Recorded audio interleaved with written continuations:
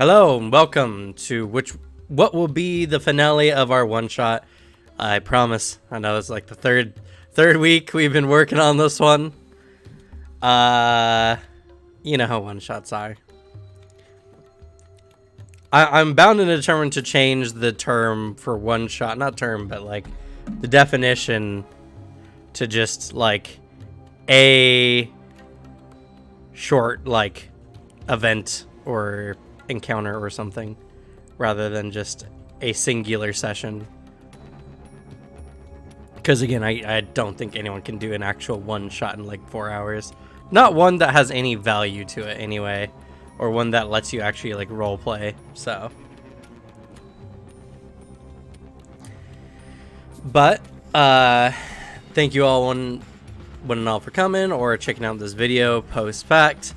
If you like the one shot, or if you want to see more, let us know in the comments, and or follow and subscribe to see more content like this. Our Tuesday sessions are going to be changing a little bit for the next few weeks.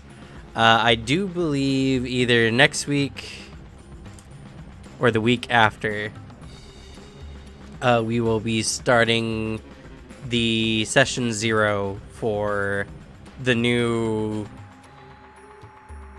campaign on Tuesday. I can't say if it's a long or short-term campaign. That's kind of really up to the players and how we're feeling after the early goals are met. So,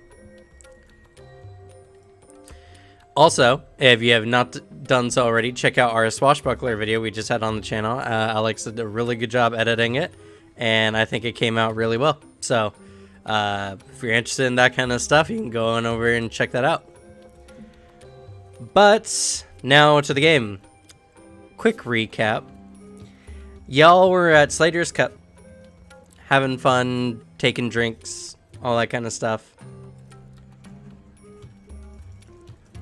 Talking about how one of your compatriots was swallowed on more than one occasion. A strange reoccurrence.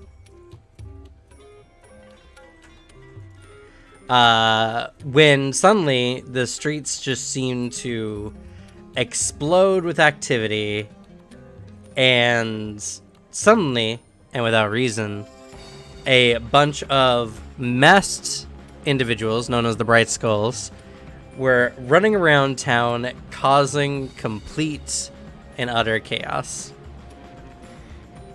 Even the arrival of a dragon only spurred on their intents before one or two unfortunate souls were doused in the surrounding waters. So, y'all been doing your best to figure out what's been going on.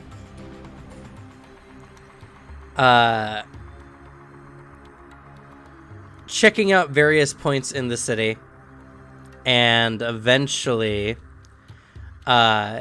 taking to the sky and looking out over the city. You saw 4 points of general interest going on as far as what was happening in Beacon's Point.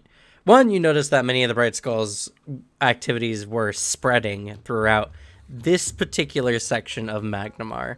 It does not seem to be spreading much more beyond this quarter's borders.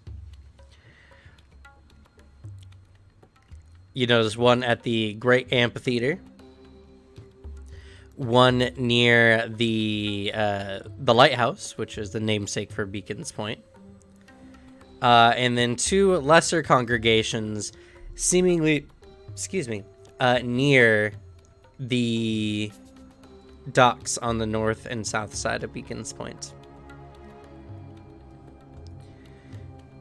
So, taking it upon yourselves, you've all decided to head over to the amphitheater first. And you found a giant concert going on of individuals who seem to be spurring on the actions of the Bright Skulls. And not only that, but individuals hearing the music and the like, seemingly being enticed and joining in to the Bright Skulls kind of aims or goals, whatever that may be.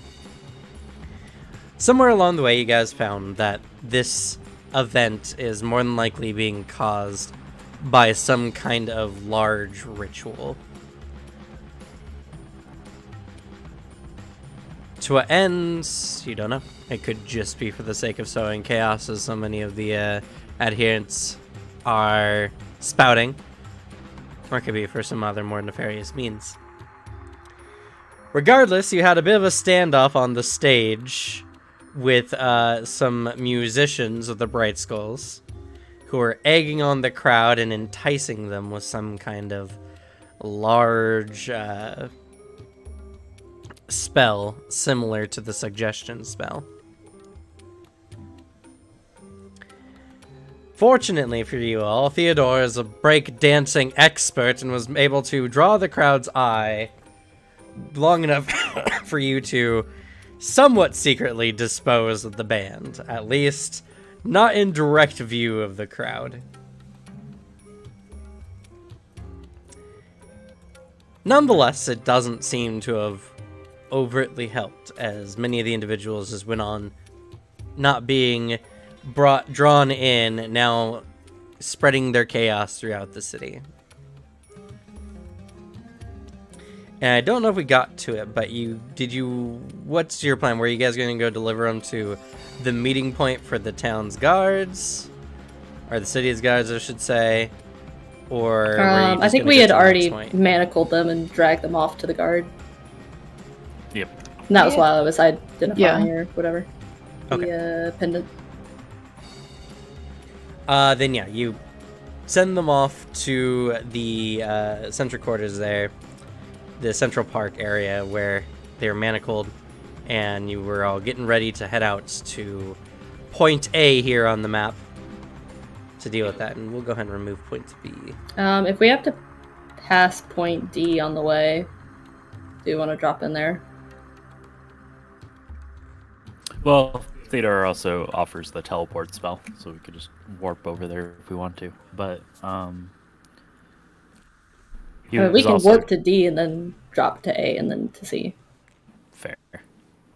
He's also going to give orders to try and keep everything like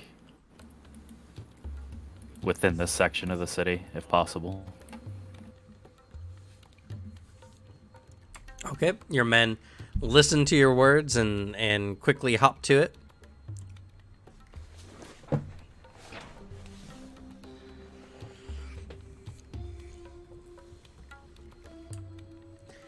And yeah, so what's your course? What are you doing? You gonna do the teleport or not?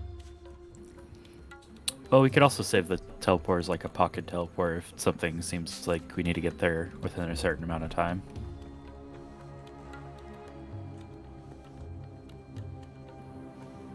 So I'll leave that to the group to decide.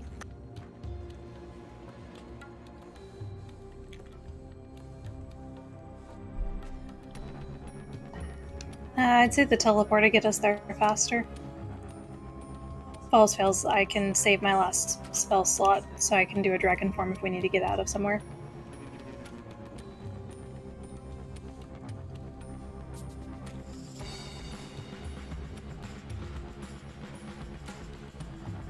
How about you, Braylon? That makes sense. I like your plan.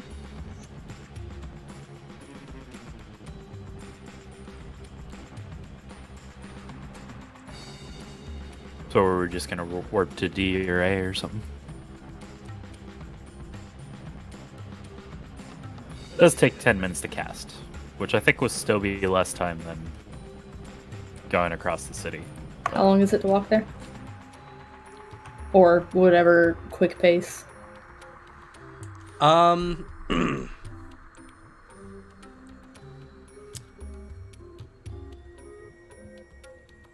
It would be because you'll be traversing equivalently like 8 city blocks or whatever. If you all hustle, which you can do for a number of rounds equal to your Constitution modifier, plus 10, I think. Let me pull through those real quick.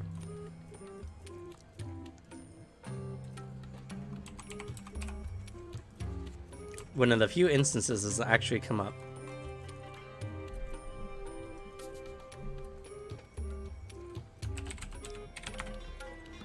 Hustle a number of minutes for a number of minutes equal to your Constitution modifier times 10. Minimum Con 10 times minutes. 10. Yep. Wow. If you're in a group that is hustling, use the lowest Constitution modifier among everyone to determine how fast the group can hustle together. I guess that's where it comes in handy to have the the one feat that allows you to use the highest Constitution modifier. Interesting.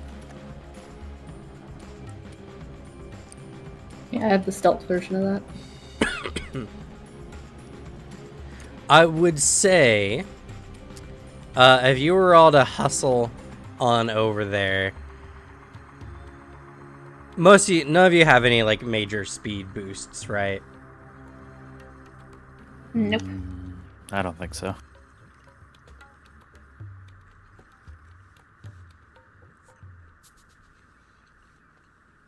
Yeah, all I have is fleet. I would say that hustling you could get there in about 10 minutes. Okay, so there would be no point in teleporting because we'd get there in the same. Nope, you can just scuttle. Well, you guys that can is if you're I'll try. unimpeded. True.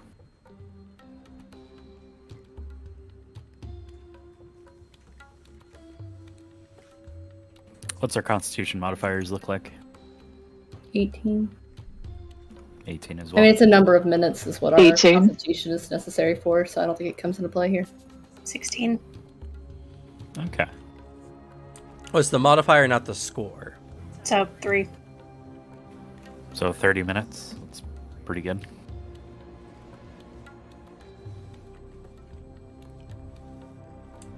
Yep. So, if that's what you'd all like to do.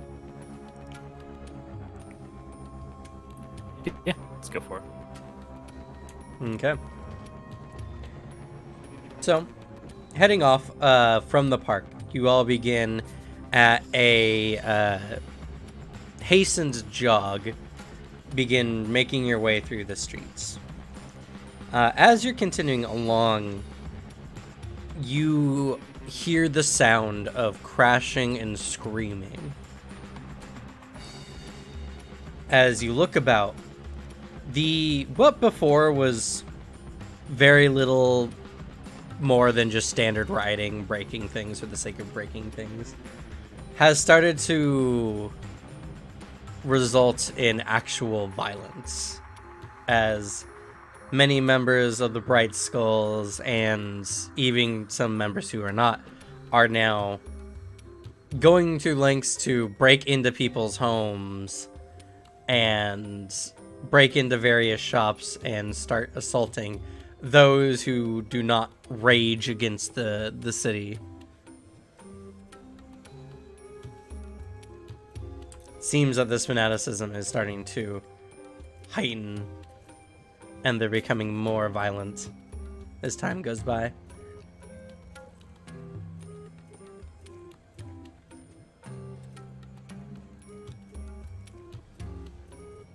And the speed at what it's worsening, we should probably focus on the points of interest rather than slowing down. Unless somebody's like, we can see somebody in direct danger. You could, in many situations, see people who are immediately being attacked. We'll just have to keep going. We can't afford to save everyone. Let me see.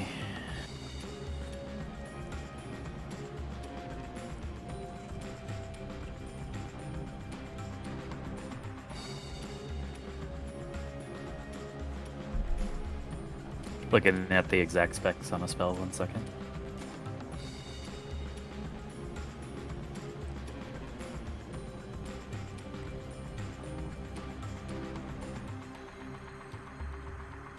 Okay. If there is particularly like a long line of people trying to break into houses, Theodore will probably drop a wall of force between them and the building. Well, there's going to be lots of instances of stuff like that, so unless you can just do it a whole bunch of times and keep them up. Either we step in or we That's don't. fair. Now, for the most part, most of these individuals are citizens, so they're not particularly strong, and you could take time to save individuals at a somewhat alacritous pace. It will eat into your time, though. Yeah, if We're there's saving time by hustling, so if there's like immediate danger on somebody, Theodore would at least probably try to knock the person out, or the individual's attacking a person. What about anyone else? Because you'll fall behind the rest of the party if you take the time. no, he'll help. It'll go faster. It's not like it's going to take more than a couple seconds for all of us to knock out some people. True, but those are seconds that you're not sprinting in the direction you need to go. So, I need to know, for the sake of timing, if you guys are actually taking the time or not. Unless you want somebody to go ahead, I will keep pace with you. Otherwise, she can run ahead if you want. It's up to how you want to divert. But you're city and you're the guard captain, so. True. She indulges you by letting you have a choice. How about for the other two? I'm more focused on moving ahead, personally. Because as much as we could try to save some people, this won't stop until we remove the source.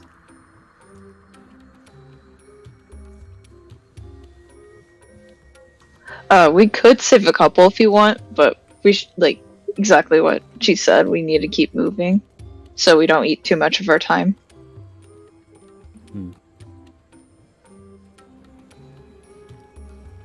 Fair enough.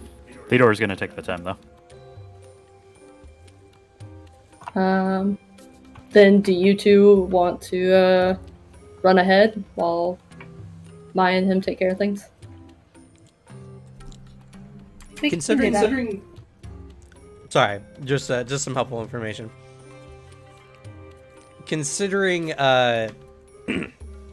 your guys' skill or whatever, if one person stays behind, they could manage pretty well on their own, but they'll be delayed by a whole 20 minutes as far as timing goes for this, situation. Then yeah, I guess it would be better than for you to stay back, and then you can use the teleport scroll to immediately get back to us wherever we are when you're finished that. If we do get ahead of you by too much. That's true. And in combat, you can't help it. But outside of that, we can still be in contact though, because we've already covered that we have some type of magical item to keep in touch. Sure. All right. Theodore stays behind to deal with various individuals saving lives. Great. Now we don't have the cop with us. We can do whatever we want. Hell yeah! Heading off to the ports. You're noticing that there's a lot more people congregating around here now than when you initially looked at the Moonbeam and Braylon. And as you're kind of coming in, you see a bunch of individuals who are the less fortunates of society. A lot of individuals who look down on their luck and are tripping out on some kind of substance. Some of them having a adverse reaction, becoming very violent, attacking anything and everything near them, while some just kind of are in a daze, kind of sitting on their ground. Despite this fact, and you find it strange, many of these individuals have, at least on their person, maybe not wearing them, but like in their hand, but next to them on the ground, one of the bright skull masks. And you start heading towards the epicenter of this, where you see a near ravenous crowd of individuals kind of trying to push into some shoddy warehouse next to a mostly worn down pier. Unfortunately, these individuals provide to you all greater difficult terrain, and you'll need to force your way past them if you want to do it in the mundane fashion. I don't know what abilities or skills y'all can have to get past this, but...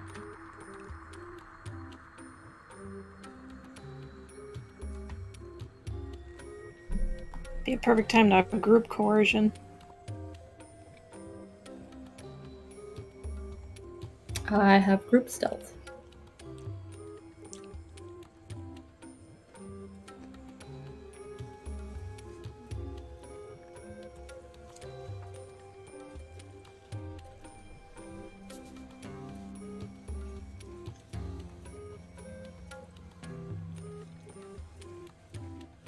Could we sneak through a crowd like that for how crazy it is, or? That is irrelevant. You're not trying to hide from anyone. You just have people literally pushing shoulder to shoulder, squeezing in towards this warehouse. Do we have any knowledge what might be in this warehouse? It's unlikely. But I have gossip lore. Well, that may be true. I don't think I would know what's in this warehouse No. specifically. Not this one specifically. Does it look like there's another entrance, or are they covering all of the doors? It looks like they're about ready to knock this building down. And over the din and chatter of individuals pressing on, you can't even hear anything of relevance. Many of them just saying, "I need the stuff, please give me some more." Great. Ah. Now we know where it is. True. Is there any way I can go above everybody?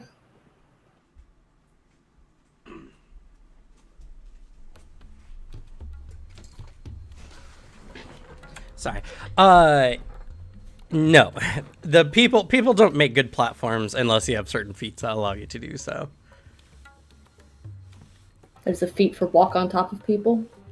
I'm sure there is. There's also a variety of feats that let you get past crowds of certain varieties as well. Like I said, y'all can push your way through. It's just going to take some time. Unless you have some way of getting people out of your way in a hurry. Would intimidation work for a situation like this? It depends on if you can get the attention of everyone in the crowd. Okay. And I'll say for all intents and purposes that this crowd is... It's got like a 20-foot radius.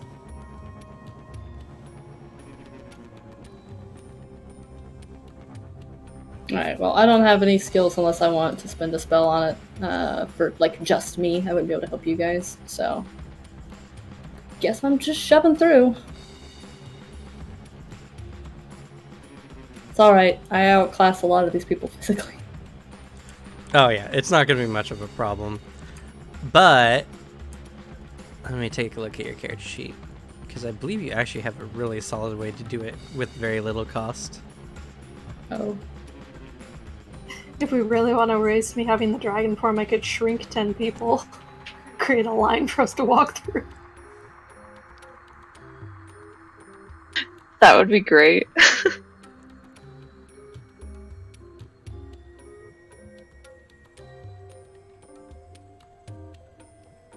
was about to say, my little quick warp, I have to hit somebody with it. Not necessarily. I think this one makes it so you don't have to. Oh, I can choose not to make it. Let's see. Oh yeah, dimensional disappearance. Yep, your So you dimensional can choose not to make a disappearance. strike. Yep. Oh cool. Fuck you guys. I'm gone. Bye. Phew.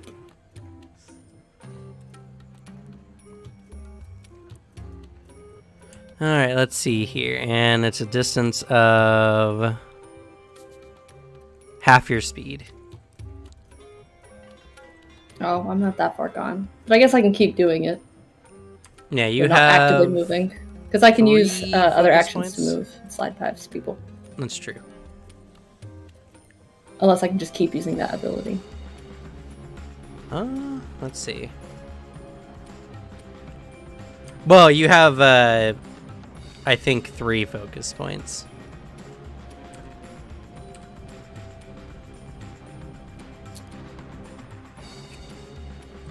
And when are focus points recovered?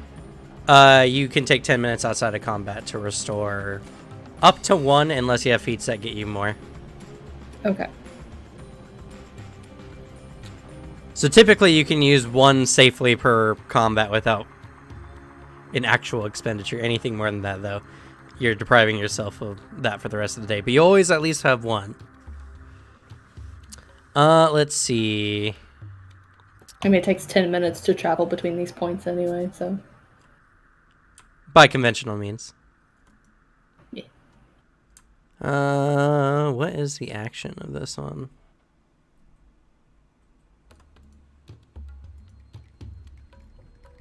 One action, okay. So yeah, you could use it to give yourself short bursts. For everyone who's, not teleporting through the crowd. I have Gale Blast as a cantrip. I can push people out of the way. That might work. Yeah, I'll do that. Go ahead and post Gale Burst.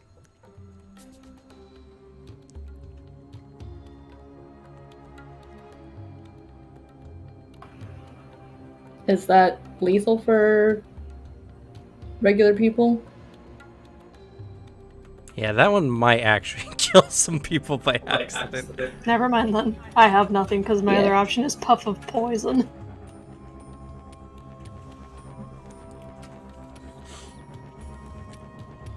Yeah, it would work, but you just crit everyone and they take a double of 3d6 damage.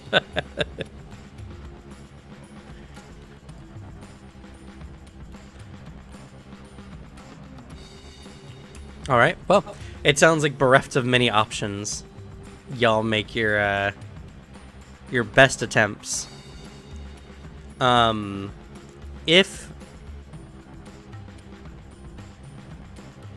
I'll say, excuse me, because y'all need to travel essentially through 40 feet.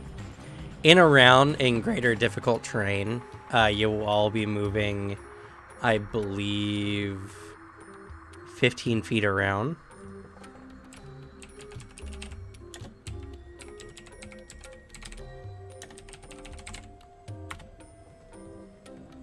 Sorry, that's another one. Going through it. Technically, if I played it right, it could work. It just scoop up a bunch of people in a giant orb. I love the idea.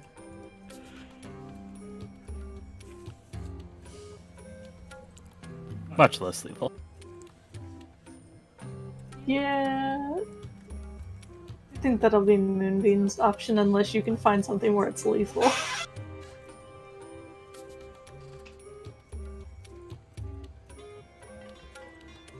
All my options are lethal, so...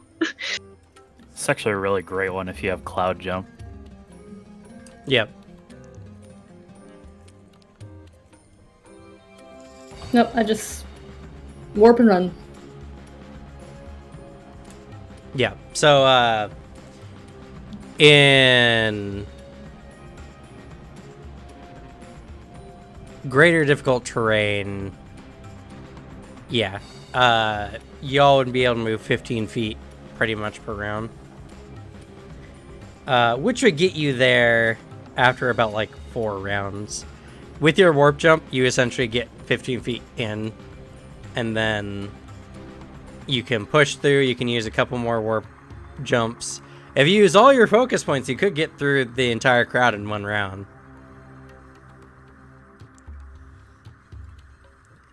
Though that I'd rather will, keep 'em. yeah. At the very least, you'll get an extra round of movement out of just one jump, getting you there just that much faster. Yeah. Okay. Let's see. And the aqueous orb would be able to clean out only about 10 feet of the crowd for y'all. You said it was about a 20-foot area of a crowd, right? It's a 20-foot radius, so it's a 40-foot. You would need to get a 40-foot line, essentially, through.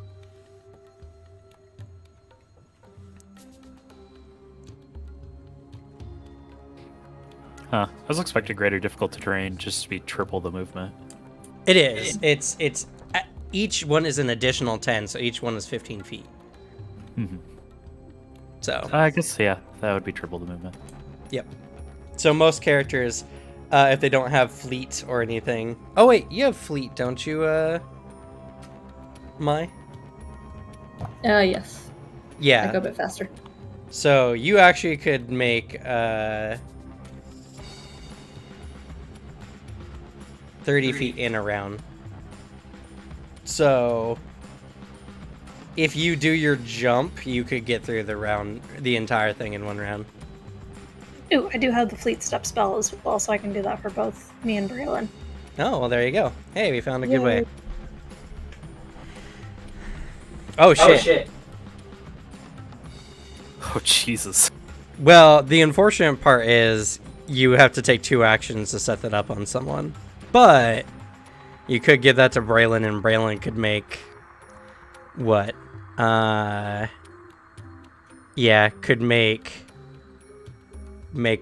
his way, I think, through the entire crowd at that point.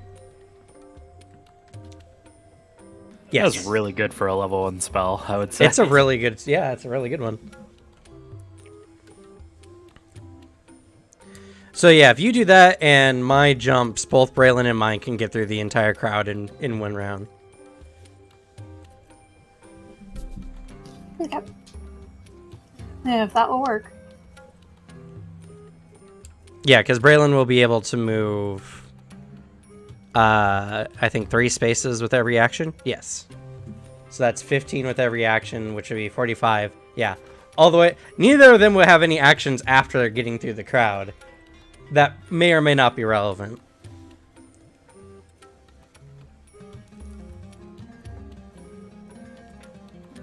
Alright. Here you go. She just taps Braylon. Go on ahead. Oh, thank you. Okay. And for both Mai and Braylon, I need you both to make athletic.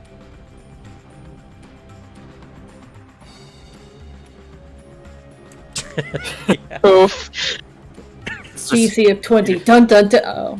You just hear so much ragdoll physics. It's the It's tails. just- It's having 8 extra arms. It's just, it's like you're walking through these people as if they were nothing more than waist deep water. Like, no one could stop you. It's just how fast you traverse that gets reduced. But yeah, so y'all push through the crowd in no time at all. Both getting kind of just through the crowd as you see a room in shambles.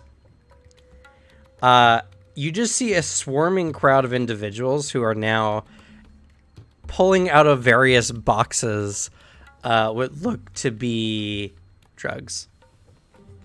And whatever was here originally that looked like it was bringing any order to like pass out the drugs was destroyed by the crowd, and the individuals responsible are nowhere to be seen. Whether they were mauled by the crowd or not is somewhat difficult to ascertain.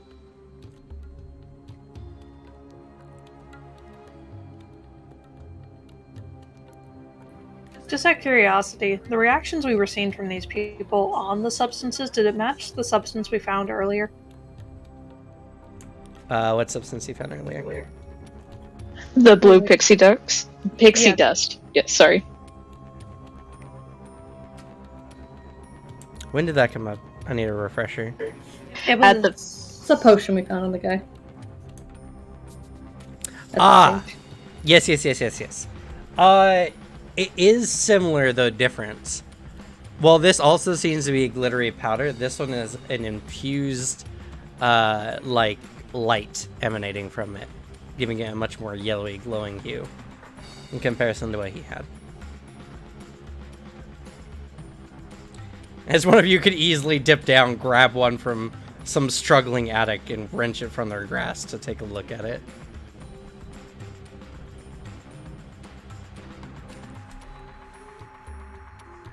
Anyway, so this is the site before you all.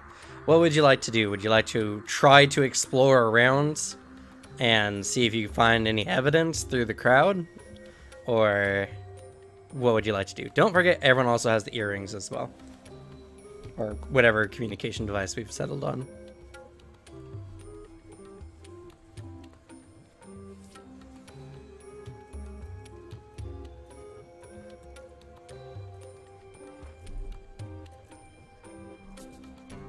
And like, suppose. Like, look at something.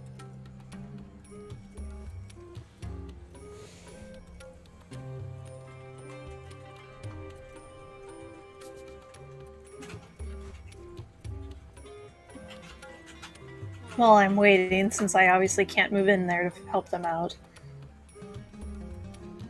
Since this might take a few turns for them to investigate, can I, just for fun, mess with some of the people that are tripping out on this substance by using dancing lights to just move around them? Sure, if you want.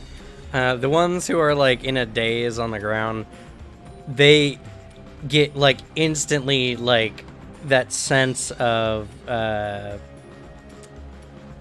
goodness, it's like when you get really, really dizzy. Vertigo? Yeah, they get a strong sense of vertigo, and you see them just like sway and then yak on the ground.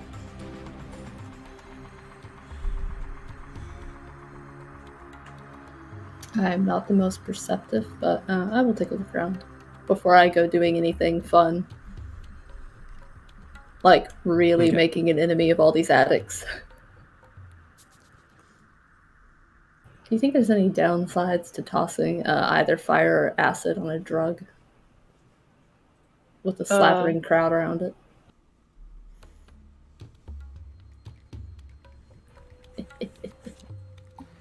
Maybe a slightly volatile reaction depending on the substance.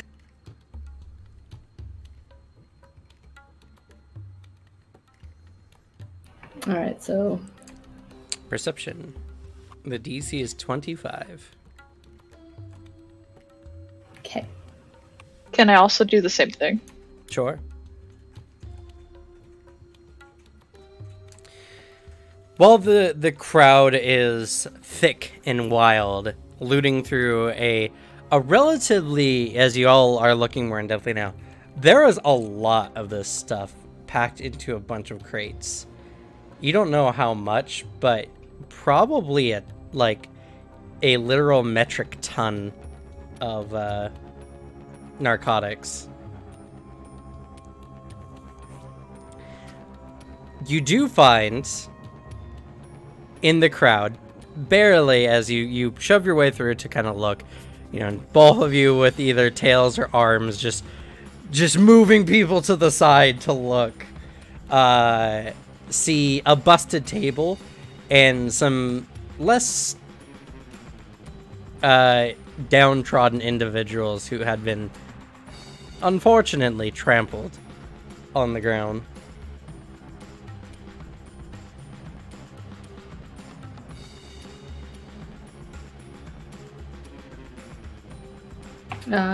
Then she'll kind of like with the tails shift to the people a little out of a foot pathway and check them the tables, I guess. Checking the table over and anywhere on the ground nearby, you don't see anything of apparent value. Stranger still, there's no money anywhere. Whoever these individuals were just giving out drugs. I mean, they're setting off a citywide riot, so might as well pass it out for free. Or it's already paid for by something else. Checking over their pockets, though, you do find that they have the blue pixie dust. And a similar amulet as to the one you found before.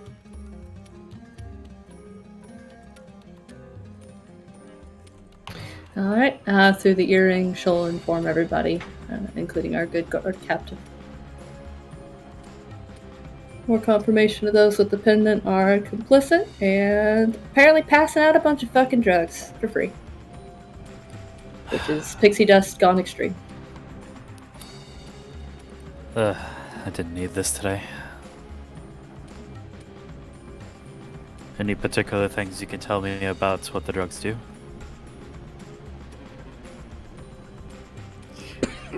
I mean, I could. I have 2 different avenues to try as well.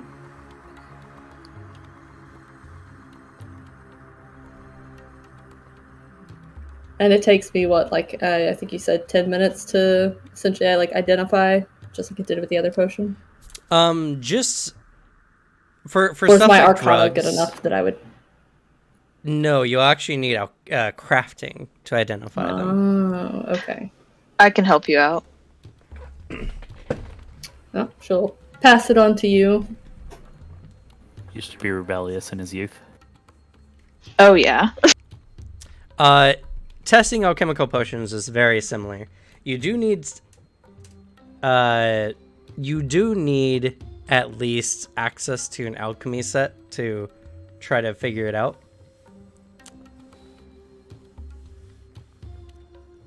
If that's what you think your character would have. You guys are high level characters, and who knows if you all have like a bag of holding in your back pocket or whatever. If you think your character will have an item, for most items you will have it.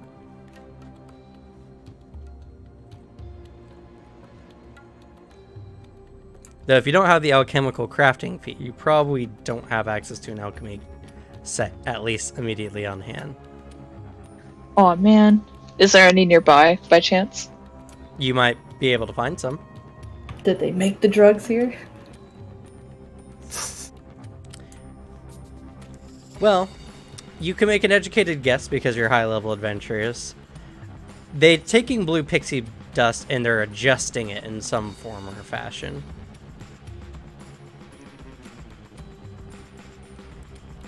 What was the exact recipe? Sorry, what was that? You got very muffled. Oh, what were the effects of blue pixie dust? Exactly. Upon consumption, a variety of effects may happen based on the random mutations that it could give you.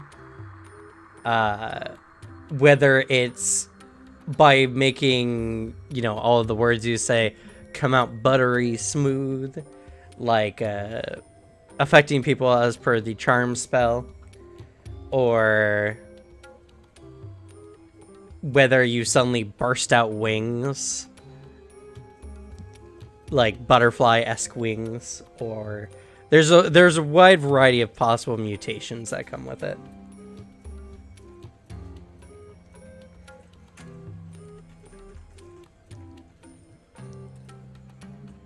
Many of the individuals don't seem to be so overtly changed by it, though. Which means that this altered form might be diluted in some degree.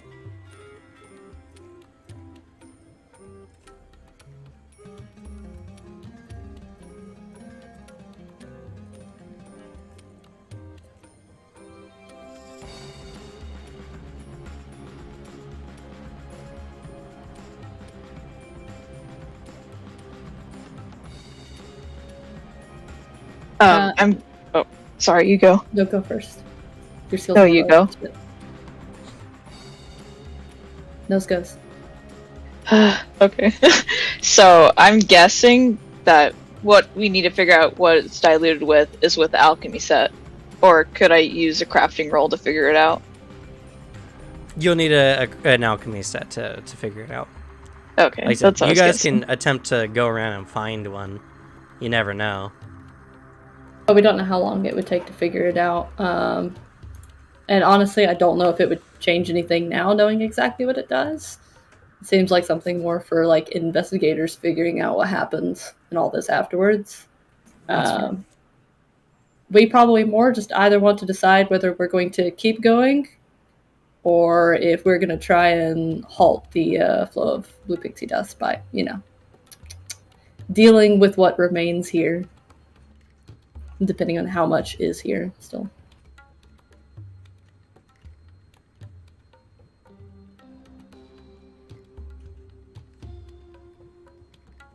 Are there just like a couple crates left, or is this like a warehouse where they're like dragging them down from shelves all over? Due to the haphazard way it's being removed from the warehouse, it will take them some time to get through the amount. They still have many, many large crates full to the brim with these small baggies of glowing powder. It's hard to estimate. Fortunately, none of you are druggies, so you wouldn't really know what the consumption rate might be. Nope, just a wino. Does seem like a lot, and it might affect a lot of people. I just don't know if these people are like enough in their right mind that like if I set shit on fire, if they'll fucking leave. Though spreading a fire through the docks is probably not a great idea. Maybe not. It could acid some crates. It might eat through the crates. It could dedicate a singular person to dealing with this. Does anybody have any specific skills that would be good at it? Otherwise, I can just cantrip it to death. Cantrip might be better because my only option is fireball. Yeah. I don't really have anything besides scaring people.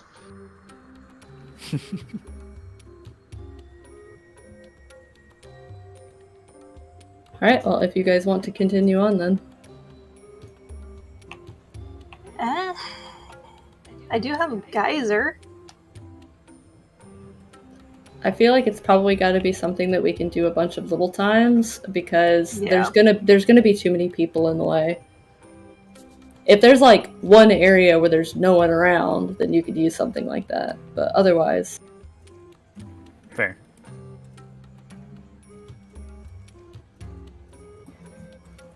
Alrighty.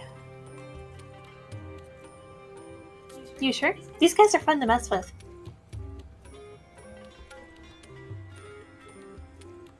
Oh, it's no trouble. I'll handle it. We can't have everybody having too much fun. If I don't get to have that much fun, then neither do they. You can carry on without me. I'll catch up. She blows you both a kiss.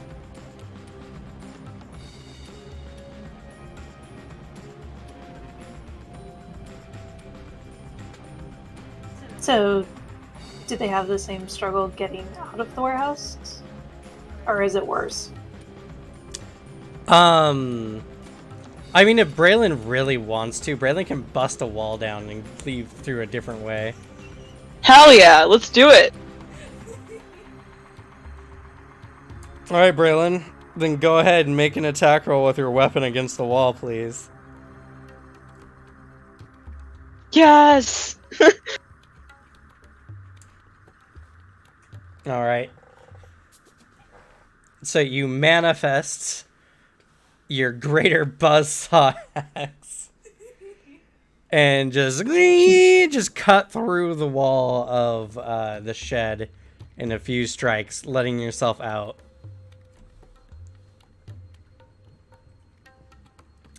The second you open another vantage point, it's like the horde is aware, and they begin rushing that spot that you've opened up. To avoid getting caught in the crowd, you begin moving your way out into the alleyway and getting around. Going back to Theodore real quick. For the most part, you've been running around, giving people the good bunk, sending them to the ground. It's been relatively okay up until now. But you just start seeing, and it's like they're coming out of nowhere. More individuals, more people coming out wearing these bright skull masks, many of which are wearing your average everyday person's clothing. It seems very odd, and their actions are becoming much more chaotic and much more violent, as it were. You are witness to a woman being dragged out of her house by several children now wearing these masks. What do you do? Grim.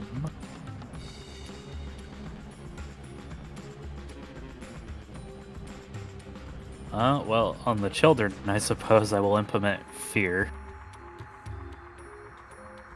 As bonking children probably is not a good thing. Okay. Do this one at 6th level. At 6th level. So I can hit 5. Alright. That's more than enough. Color for us real quick your fear that you're imposing on these children.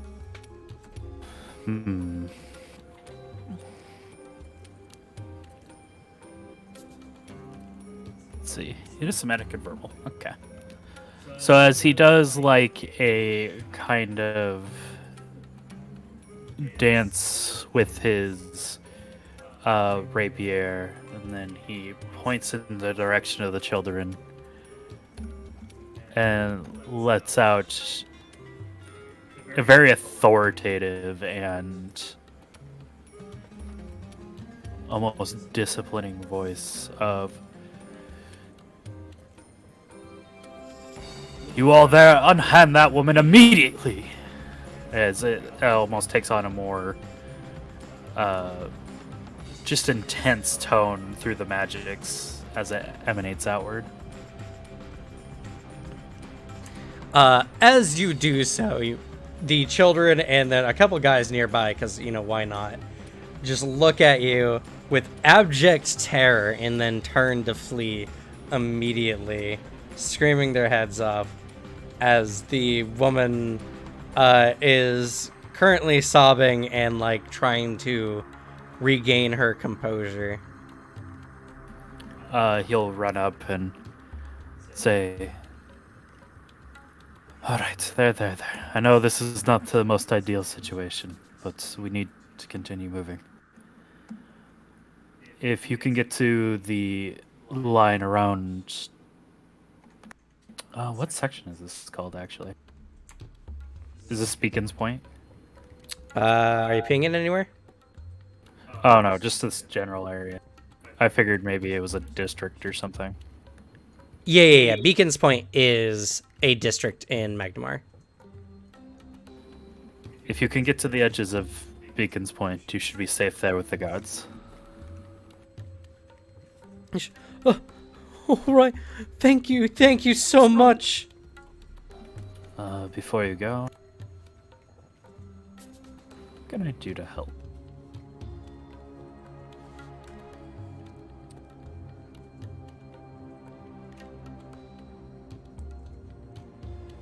And you can hand her a healing potion or whatever.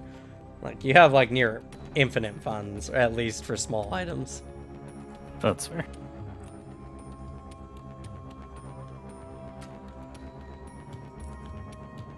The cop pulls out a bandolier. First you think it's shotgun shells, but it's actually just tons and tons of minor healing potions.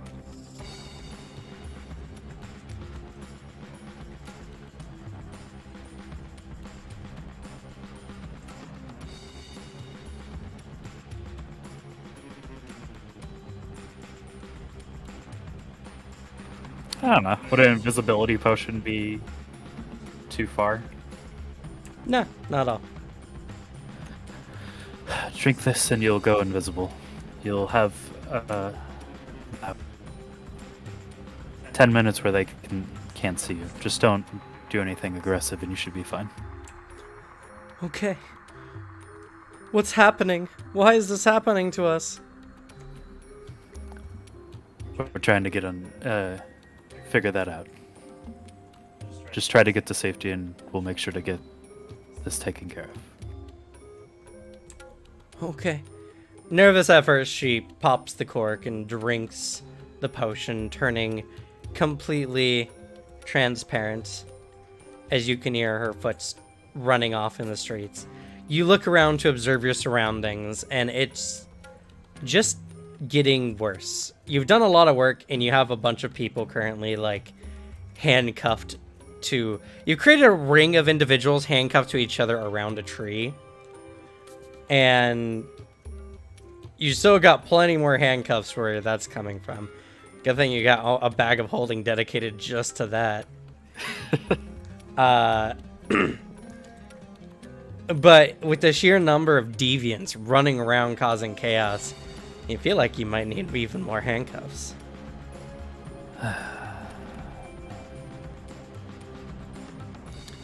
Needless to say, your duty is not done, and you're just being further waylaid. But you are saving lives. That's true. This might be a losing battle. You're waiting at the docks, yes? Or one of you's waiting at the docks, yes? Mm-hmm. I'm handling the drug situation. Unseen, just tail split into claws and just acid splashing a bunch of fucking crates. With a, like, manic grin on her face as she's just doing rampant property destruction. Alright, I'll make my way to you and then we can make a quick jump over to the others. And Sounds like a plan, Dollface. he'll begin hustling to the docks. Okay, so are you foregoing assisting any more people? Unfortunately. Okay. Do we want to head to the lighthouse next?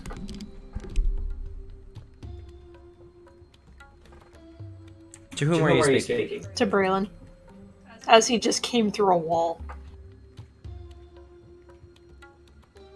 Oh yeah, you're already outside. Yeah. We could ask Theodore just in case where he wants to go, but I think the lighthouse sounds like a good option. Alright, we'll go there. They can catch up. But I will Okay. definitely have no problem making it over. Oh yeah, she definitely won't. I wish I had eight tails like that. I thought they were hands. I don't know anymore. Unseen, mine on her villain art. So, you're all running through the streets. This will be pretty close to about another 10 minutes of hustling if you don't go to stop any of the chaos around you. Moonbeam's not. She's just gonna keep going.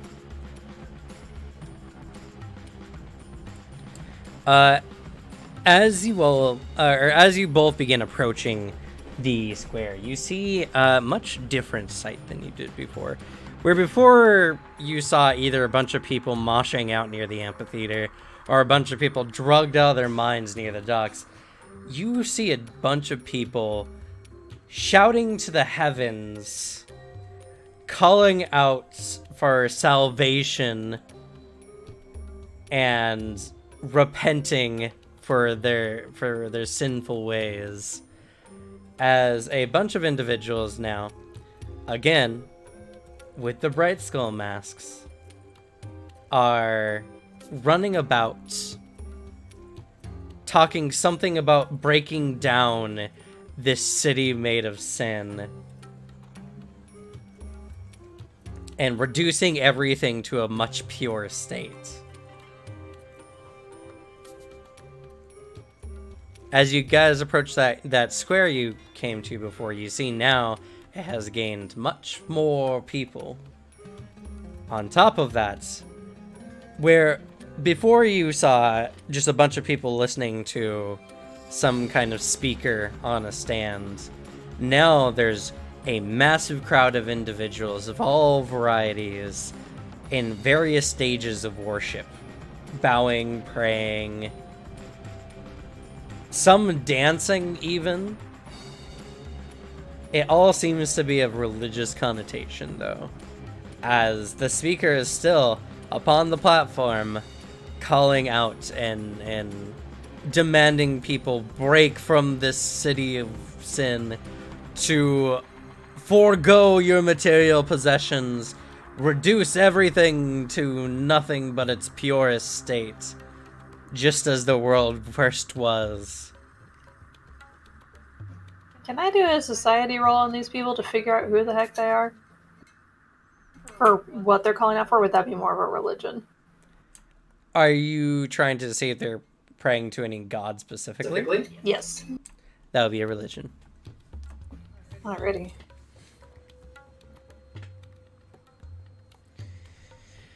Unfortunately, you and your kin don't really have religion as a very strong part of your, existence. I mean, you need not know of a creator much more than the druid who first created you. It's hard, and it seems rather vague. Could I try? Yes, you can. Oh god. Braylon, unfortunately, also not much of the religious type of yourself.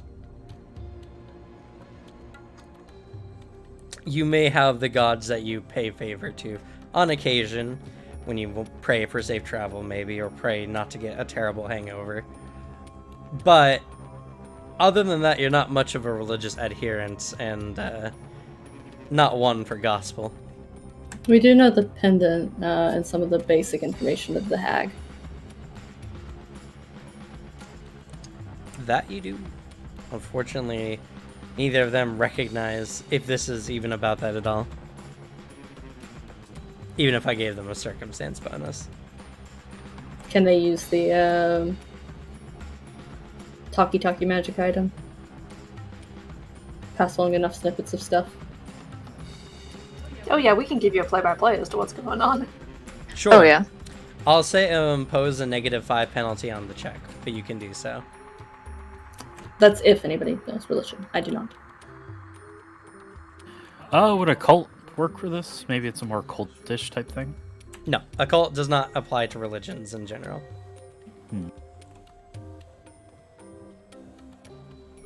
Occult is the realm of aberrations and elder gods.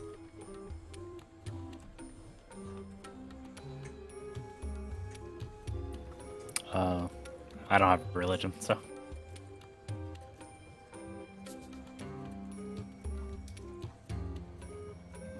So how big is the lighthouse courtyard area that we're standing in? Well, you would have to... you're out the outskirts. As is with most of the situations, crowd of people are in your way. This one, not quite as difficult as the drug warehouse was.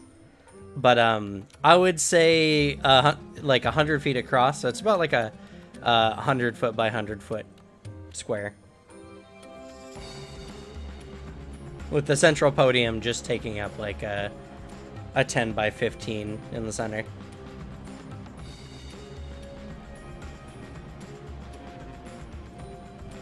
Is there like just the one guy on the podium, or are there multiple people on the podium? Seems to be just the one guy.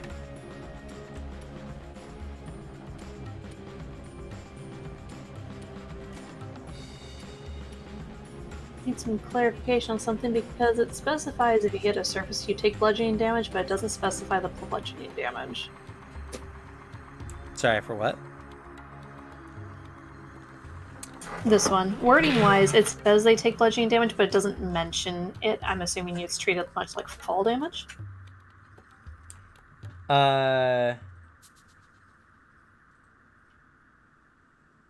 Yeah, it says right there. They take damage as if they had fallen. Okay. So depending on how far they fly,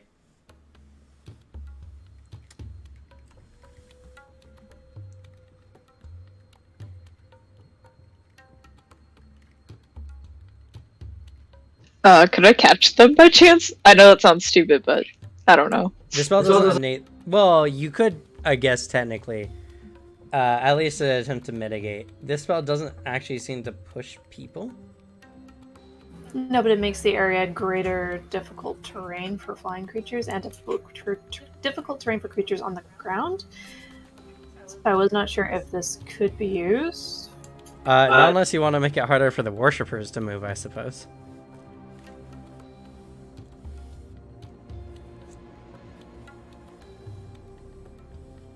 I took way too many spells with actual damage. Same.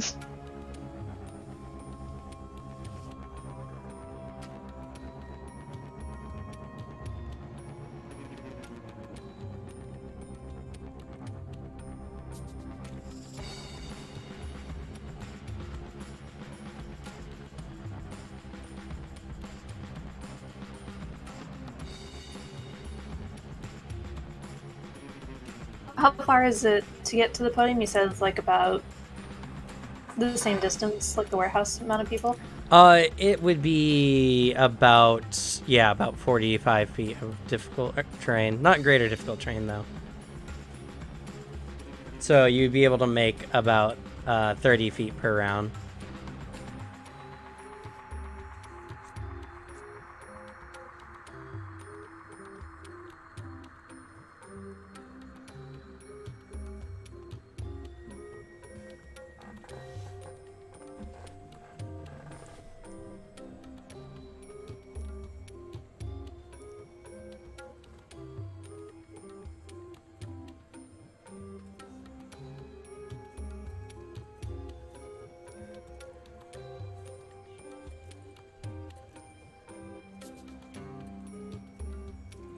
Mm-hmm.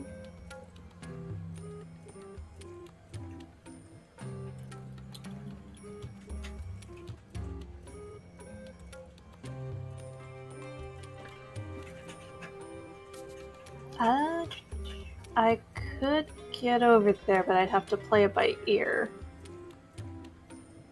Because I have that geode.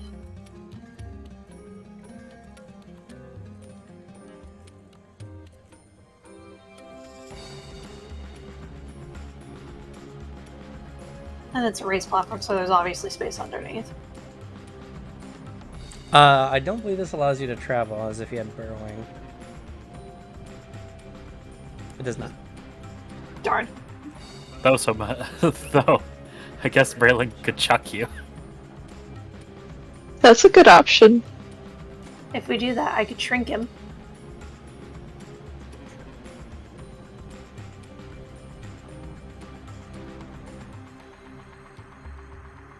I could also give you Fleet Step. True. Actually, looking at the crowd, does everyone seem in a trance as they're chanting all of this stuff? Some are, some aren't. They all seem well out of their normal state of mind, though. And pretty much most of them have the Bright Skull Mask. Yes. And you can see there appears to be a box, a large crate next to the podium with some of the Bright Skull masks inside.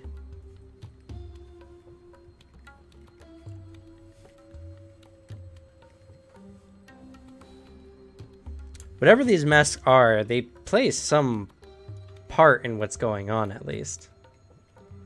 You're just not sure what. Clearly, I should put one on and just go apeshit. Oh no. I think mine deserves a little unhinging.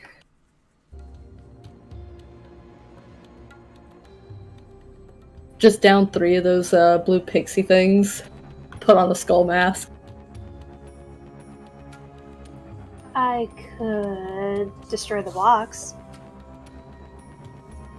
Looks up to Berlin. It doesn't seem to be much more than a supply of the masks.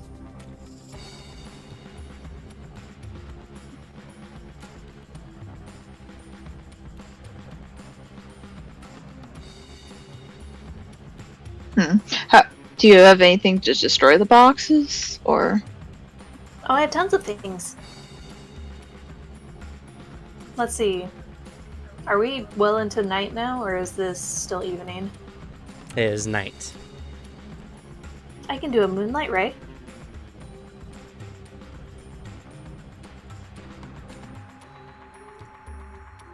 That would be cool. Will it kill people? It only targets one thing. Oh, that would be perfect. But that still doesn't deal with him. Well, if you all recall before, Maya actually inspected one of these masks, and they didn't have to see anything other than the light cantrip cast upon them. It had a lingering effect on them from something else, but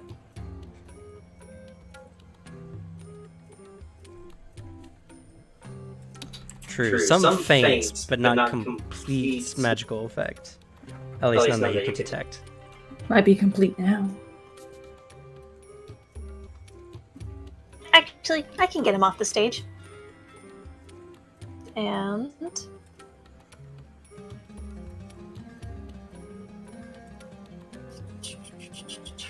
if it was...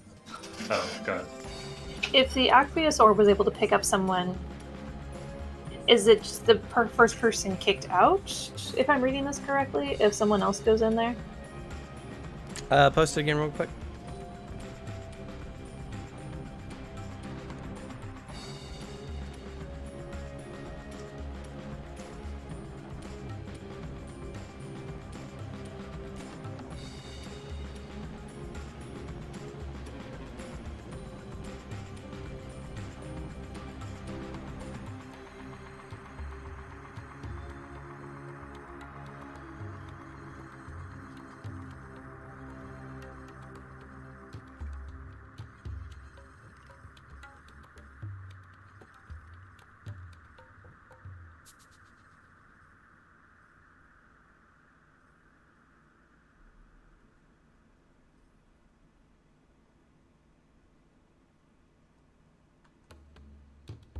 Okay, I'm not seeing any specifics. So technically, I could pick people to be picked up by this thing.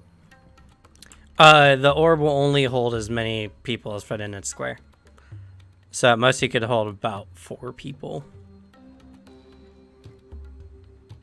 Yeah, the orb can contain as many creatures as can fit in its space. I can use aqueous orb on the priest and just roll him off. Is the box really close to the priest, or is it kind of far away? It's right next to the platform. We could pretty much pick it up on accident. Oh, okay, perfect. Okay, she will do that.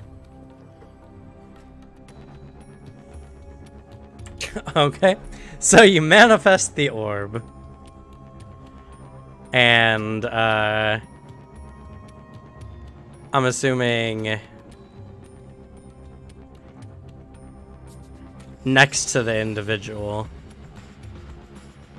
And then you're gonna roll it onto him with the next action. Yes. Okay.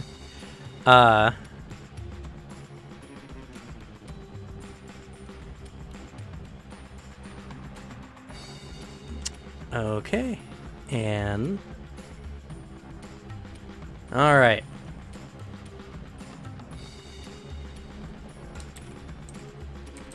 He needs to be the 36. He will not.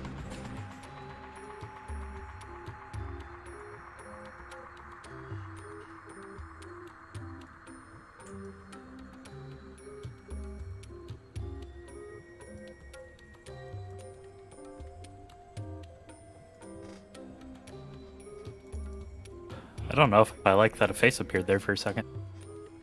I needed to pull the token onto the map. Anyway, a real good roll. Still failed. Didn't crit fail, though. So yes. Suddenly an orb appears, and before the guy knows what to do next, it just rolls up onto him, falls off the platform onto the box of masks, and they get brought into it as he's just sitting there gurgling inside of it. Many in the crowd become confused, and it seems to temporarily break them out of this stupor they were in, until one of the individuals calls out, "It's time! It's time to reduce down to the basics! Look, it's the element of water where all life comes!" And they all get up and begin causing chaos.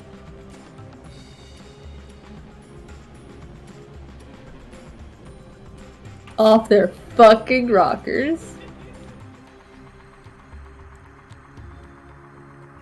Brings the orb into her and just releases him so he doesn't drown. Then handcuffs him as soon as the water releases him.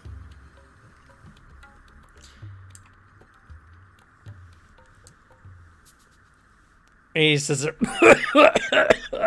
as water sprays around, there's a bunch of the Bright Skull masks float onto the ground around. It's quite the display. You guys create a space of, reprieve from all the psycho-religious nuts going around, causing chaos. Every time they're just smashing a building. Reduce! Reduce! Back to beginnings!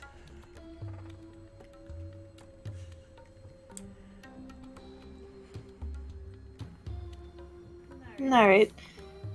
Once he's handcuffed, Moonbeam will look at him. So, who put you up to this? Too late. Our plan's already at hand. You'll see everything will be brought to as it once was. That wasn't what I asked. As she attempts an intimidation. Okay. Oh my god. Oh, Jesus. They always doubt the small ones. It's like that scene from Lord of the Rings where she tells him why she can't have the ring. Just over. The space around Moonbeam becomes temporarily dark, as the only things that are clear are those two hollow white spaces for eyes. Staring at from the darkness, this guy quivers with a primordial fear. And caught some more water.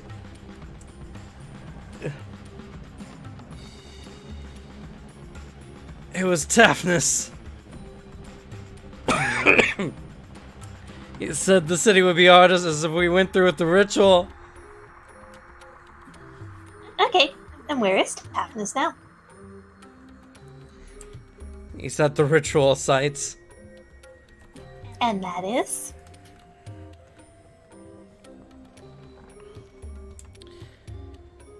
It's in a small building near... real close to where that old waterworks was before it was closed down for being associated with the skin saw. Okay. We'll just leave you here. The guards will be by soon.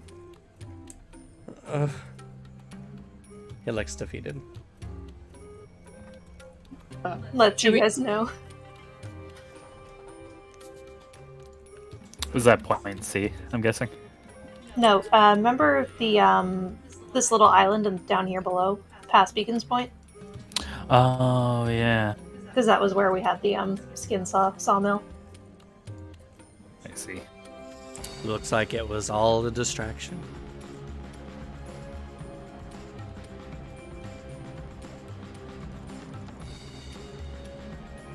Looks up to Braylon. Do we want to head there now? Oh yes, definitely. Should we tie him to a post first, or? I mean, we could handcuff him around one. Oh, that's a better plan.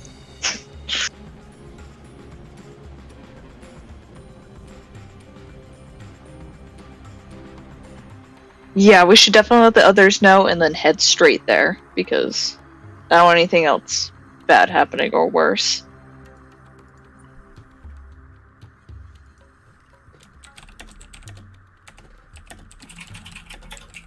So, we found the ritual location. It's not here. It's over by the old skin sawmill. What would they want to do with that old place? Apparently there's a ritual site nearby. And that is where Taphnis is. He's the one that started this all. I see. We'll go ahead and you can meet us there.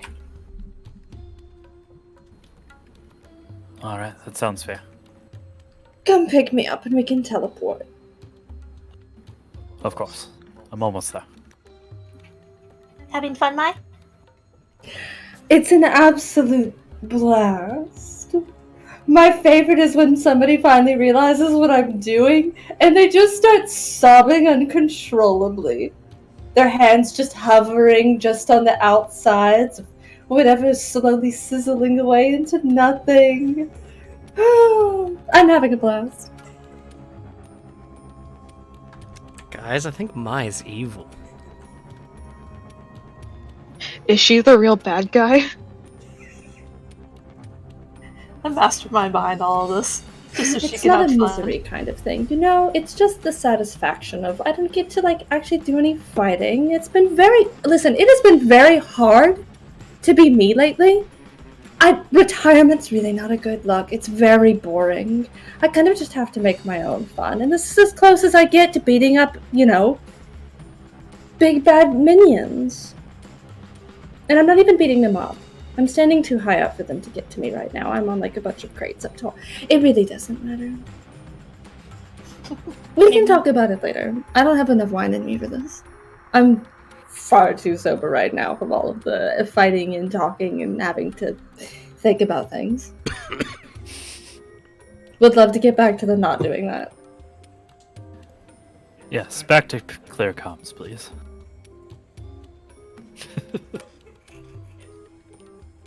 Alright, we'll see you there. Not using the earring, she just looks at somebody nearby, whether they're looking or paying any attention to her or not. It really is a struggle being me. It's so hard to be this perfect all the time. Acid smashes another crate. The individual in question is debating heavily on sticking their hand into a pool of acid to grab drugs. And it's way too close of a call for a normal person. Just flicks them away with a tail. Continues. Ah! I honestly don't know what's worse for their health, being beaten by your tail or sticking their hand in acid. I mean, I can make the tail non-lethal and it won't eat away parts of their flesh. That's My tail has a mind of its own, but not that much of one. By the time you arrive, Theodore, the drugs in question are pretty dealt with. Many of them are at least left in a hazardous state for the health of any partakers. But you do know that, honestly, of the entire stores, after much endeavoring, they'll probably be able to get to, what lies at the bottom of these crates that hasn't been not quite yet affected yet. But it'll give us time before, guards can get here later after all the chaos. Slow them down a whole bunch. Let's see. I actually might have a thing for this, and it's kind of fun.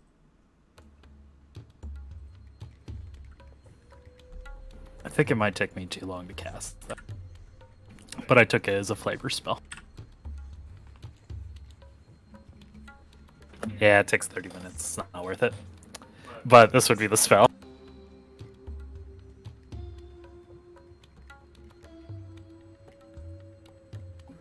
Oh god, that's an amazing spell. You would murder the fuck out of all of them. Yeah, it's not a good idea to cast it. But it's supposed to be a spell he sets on something that looks like it's gonna be stolen. I got that from the spell name Bandit's Doom. That amount of damage is brain melting for bandits, normal bandits, by the way.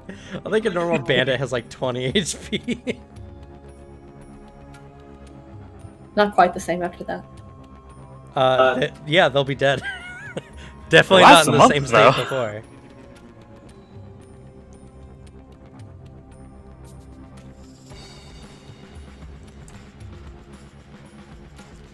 Anywho, oh, and it dooms them too?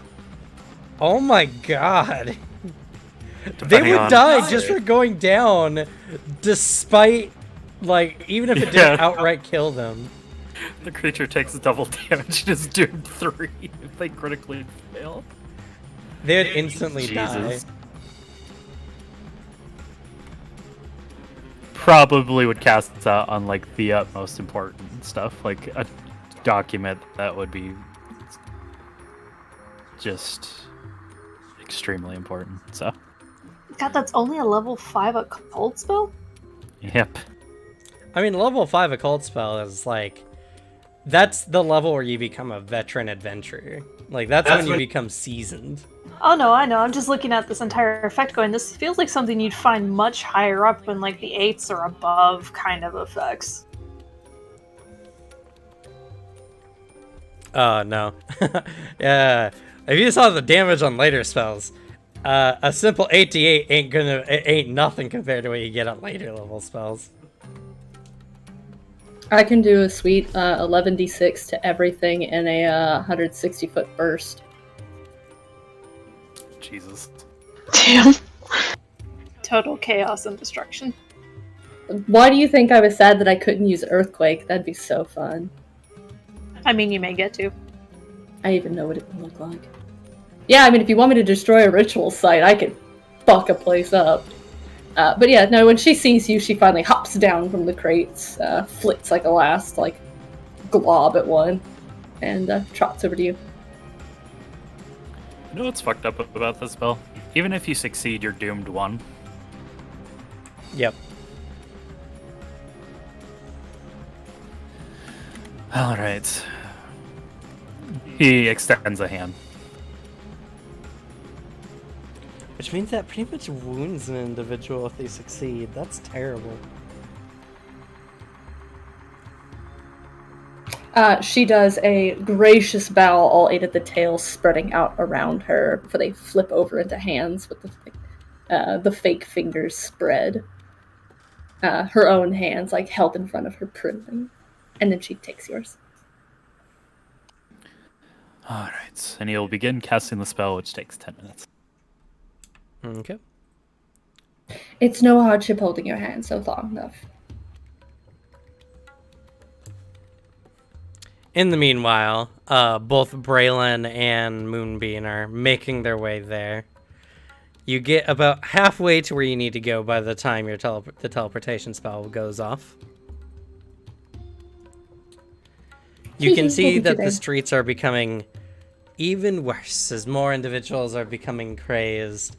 Now a mixture of random hooligans, religious zealots, and drugged out junkies.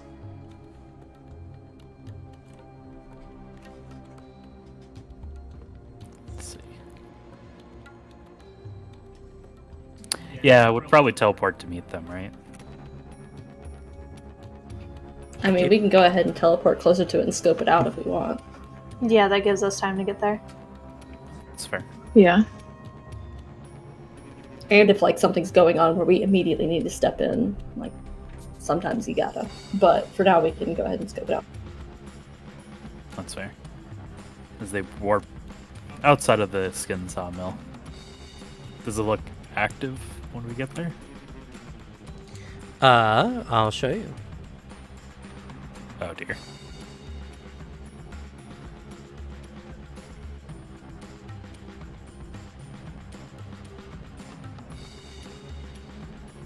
One second. I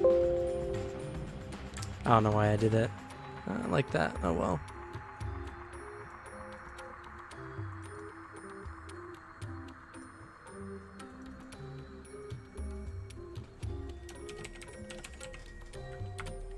Y'all could let me have some brief, quick tokens. Or I can just use I one have token to mine. denote the party. Mine's just a little bit further up in general. I'm currently getting yours. In fact, I think everyone in the stream can see it.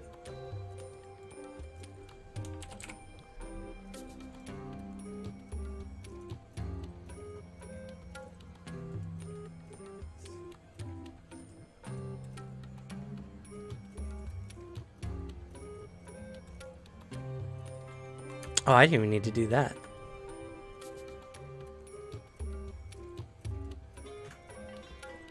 There you are.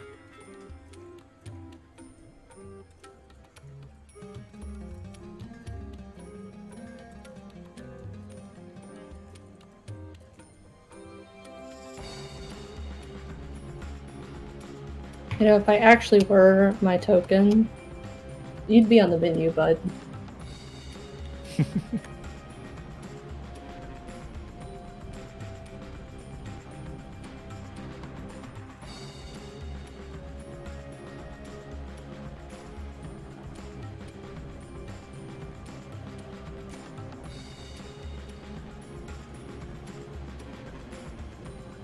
Cat and mouse is so old school.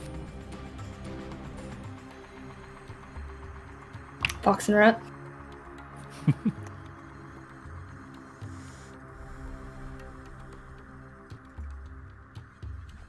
Is everyone else's screen black? Yep. Yep. Okay, just making sure. Gonna grab a pop real quick. And to be fair, Roll20 has fucked up on us in the past where all of us can't see even though we should have vision. True.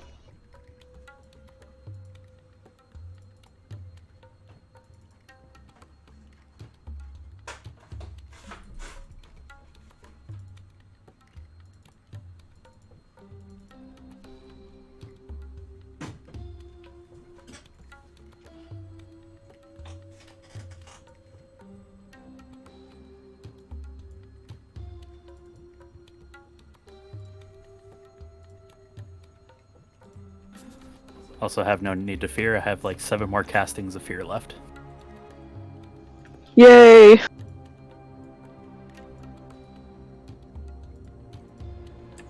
Okay, well, in the meantime,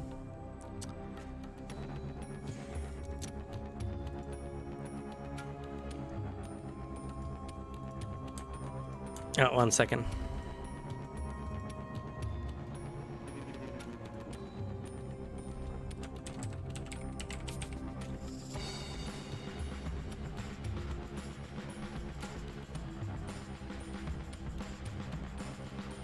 And y'all can actually make it your portrait for your character.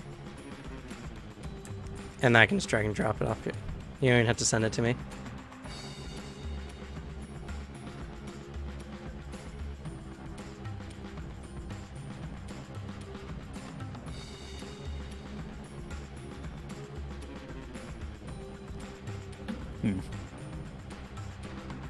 Oh That yeah, photo I was forgot hard. that I had added it to my character sheet.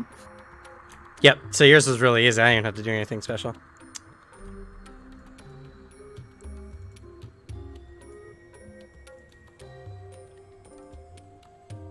Once again, Vale confirmed best player. I'll fight all of you. There could be only one.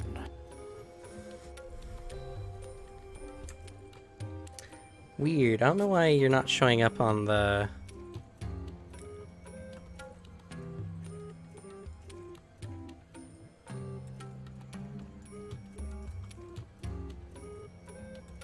Who's not showing up? I was on my player screen. Because you can see your token on the map, right? Yeah. Yeah. Wasn't showing up on my other screen here. So I gotta reload. And unfortunately, reloading on that screen means I gotta reload twice.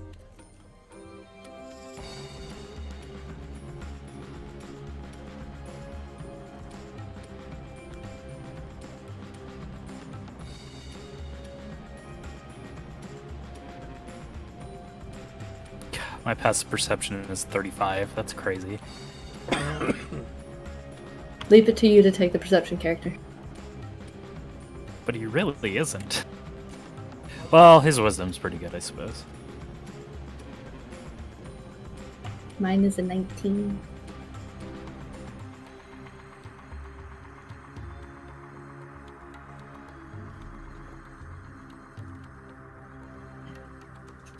Not gonna lie, I'm so used to garbage perception, I'm not sure what to do with all this. Next to anima character, just cracked perception, nothing else. I wish I could, but I can't. Alex has already done that. That's fair. And I'm already crossing a line because I was looking at a gunslinger priest anyway. No. Don't do it. Oh no, I'm adding more edge and making him more traumatic. I mean, Arthur started out, you know, comedic relief minus his, like, edgy backstory thing of, like, yeah, I'm looking for this dude. He's only got this many fingers and he killed me, but it's fine. I'm gonna get him. But, like, character, perfectly fine, chill. Ended up having some real bad times. Yeah, but I'm not choosing to go down the vengeance route. I'm going down the pity party route. Oh no. Even more concerned.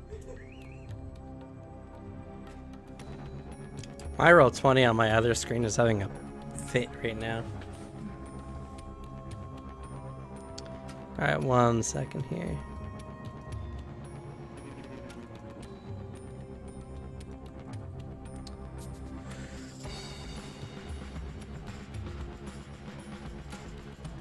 Gonna try something real quick. I apologize to everyone.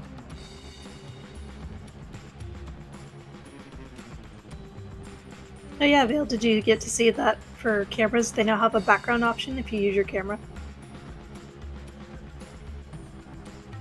No.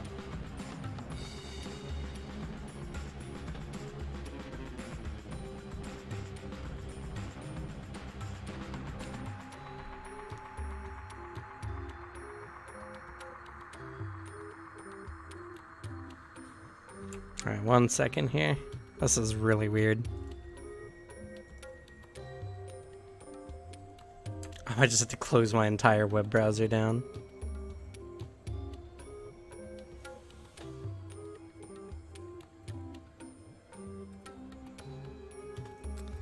Sweet, alright, 1 second. That's really weird.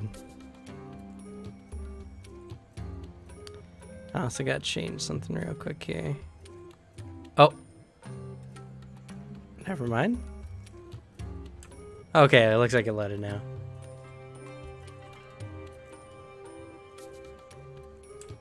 And then I realized I gotta still change the screen anyway.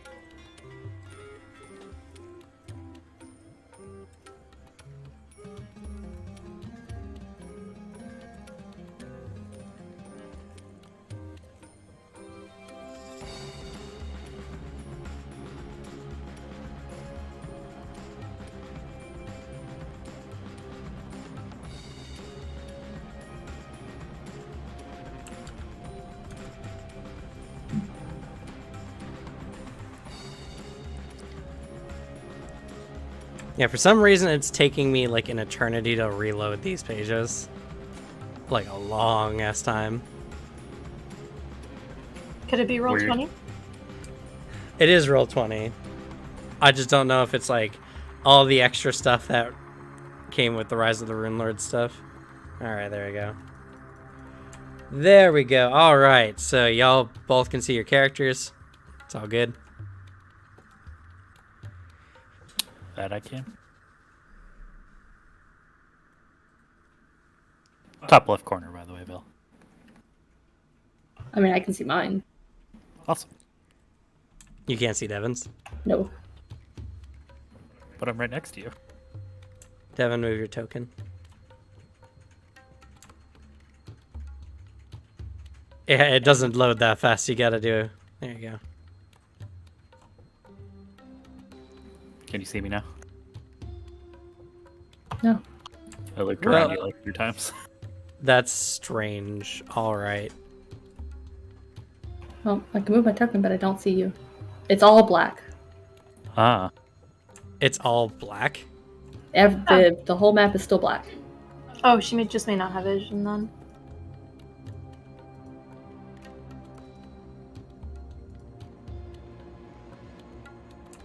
You might have to reload your character, or reload the page.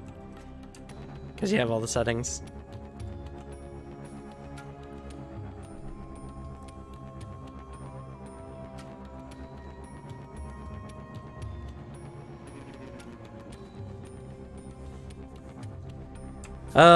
Roll 20. You can just only put so many assets into it before it just breaks down.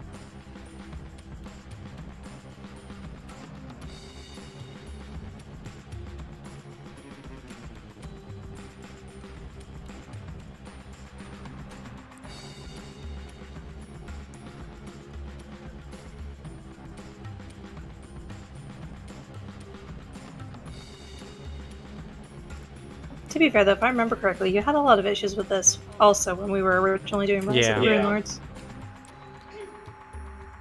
Unfortunately, just the limitations of the Rise of the Rune Lord stuff.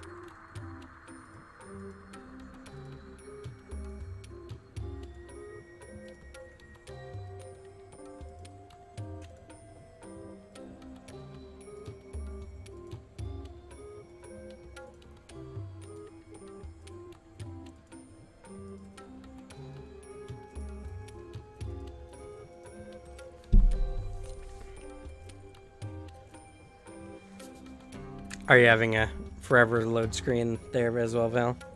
It's slowly going. It's trying. Yeah, it's struggling. Struggle bussing. That's all good. Yeah, that's what happened to me. I don't know what it is. Everything was working fine, and then suddenly it did not. Okay, it loaded, but I still only see black and me. Try moving your character a bit. Niet.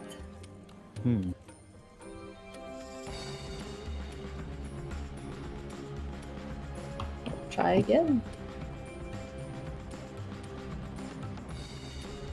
It's loading faster this time. Maybe. Aha! It did load much faster. It's still black though.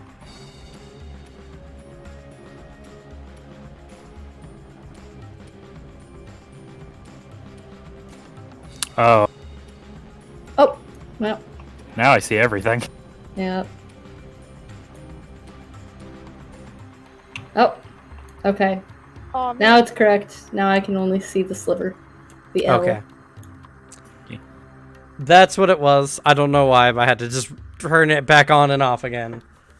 The good old faithful. Have you tried? The old classic, some might say. Yeah. All right. You come to an abandoned building that has all kinds of like banded cords around here and a sign that says private property, do not enter.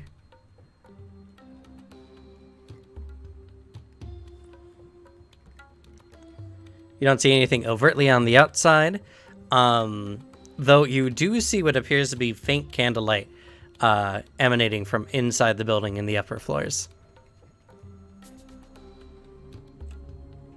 Shall we investigate quietly then?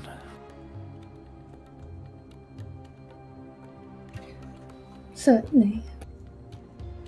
And what is your stealth? Oh, it's not bad. Not particularly amazing, though. I have plus 22. Okay, we're fine. Here's a 22, mine's a 23.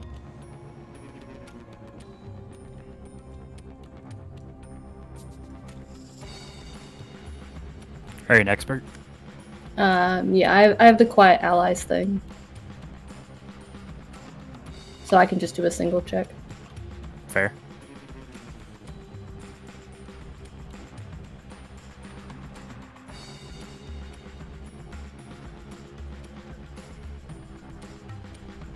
Is that what you guys want to do? Yeah. Yeah, that's what I'm thinking. Okay. So go ahead and roll that stealth, and then what's the difference between your dex bonuses? I have a plus 5. I have a +4, so just one. So you don't even have a penalty. You're just going to make your standard stealth roll.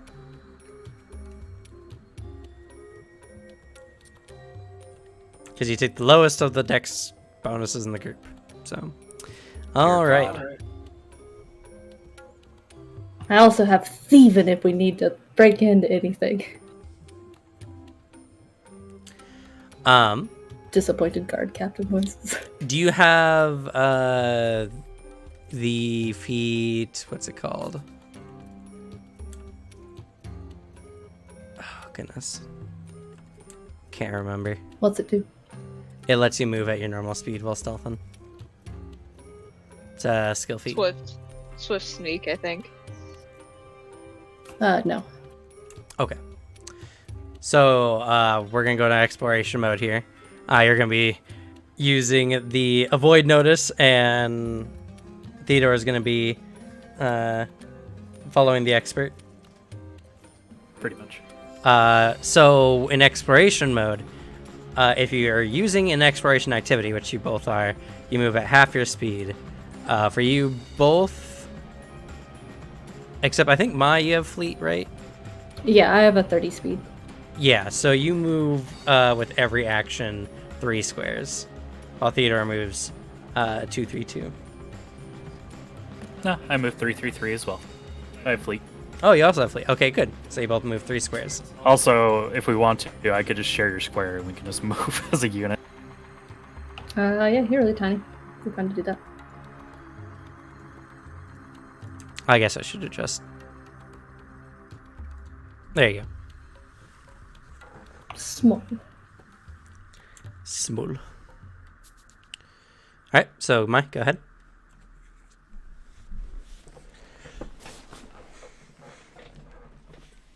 And then So where's the You- door? you don't see one on this side.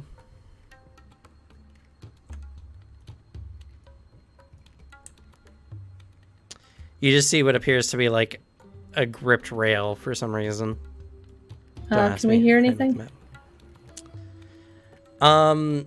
Looking at the walls of this place, the walls are particularly thick, made of some kind of like it appears to be some kind of like concrete and such. It would be difficult to hear accurately, at least through the walls standardly. You don't hear anything overtly loud going on though.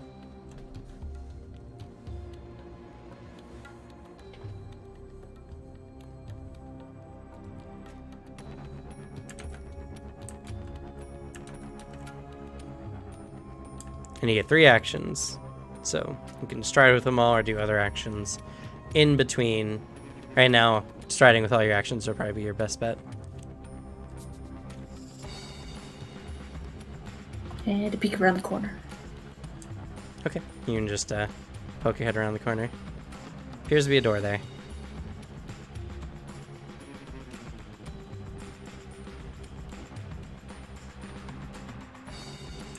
I think you moved too far. 1, 2, 3, 1, 2, 3, 1, 2, 3. You can move up to the square.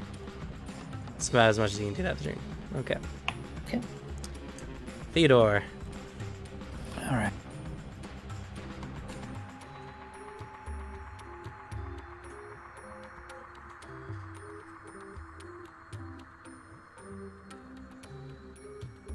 You're a square behind, so I believe. See where I believe here. 1, 2, 3, 1, 2, 3, 1, 2. Nope, never mind. All right. I can pull this off with My. Shin Stabber.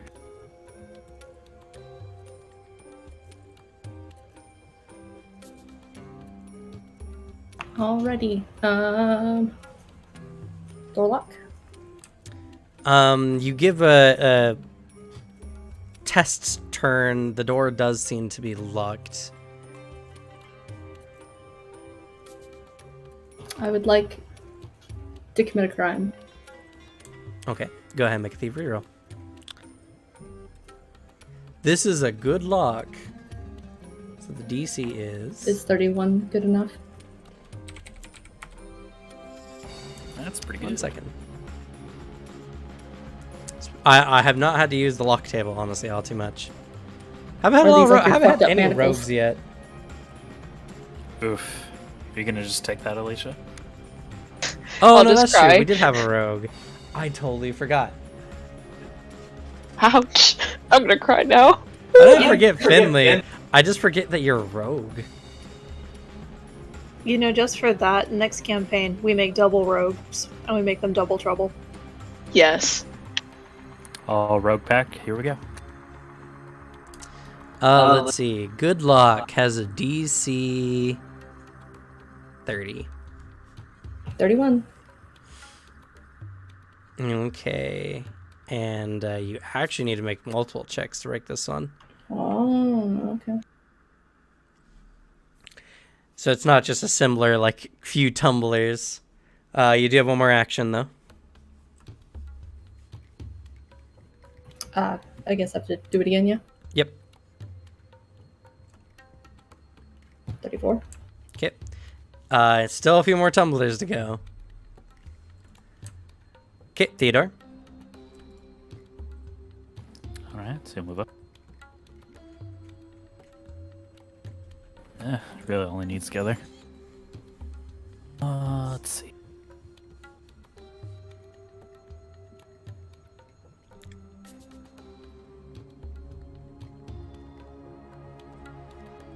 Would this be useful?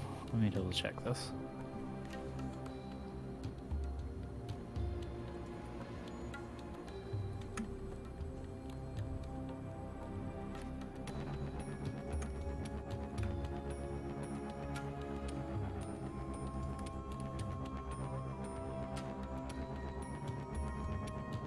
Jeez, you got a plus 21 to your thievery checks. That's insane. It's pretty good.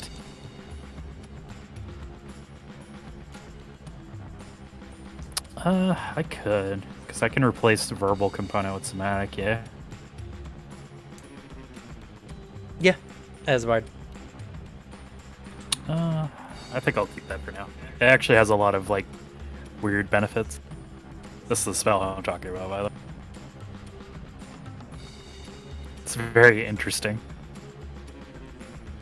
So as Maya's picking this lock, you're doing a slight interpretive dance behind. Considers interpretive dance, decides not to. And all right. Oh, you know what? I'll do this. Okay. And you can do all. Yeah. Wow, Mark Cloak's a one action. Nice. Oh, I wasn't doing the Mire Cloak. I was considering doing it, but I think I might save it for when everybody's here. I mean, still nice. It's a one action. That's a really good spell. It's a really cool one, too. All right. So you cast Guidance, and you have one action remaining. That is fair.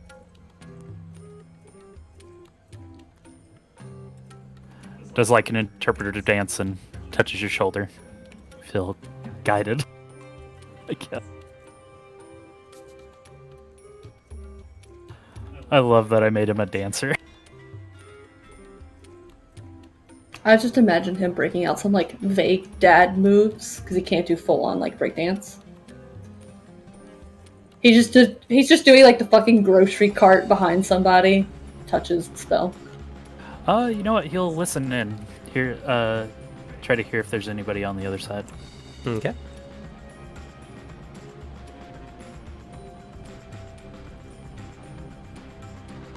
$44.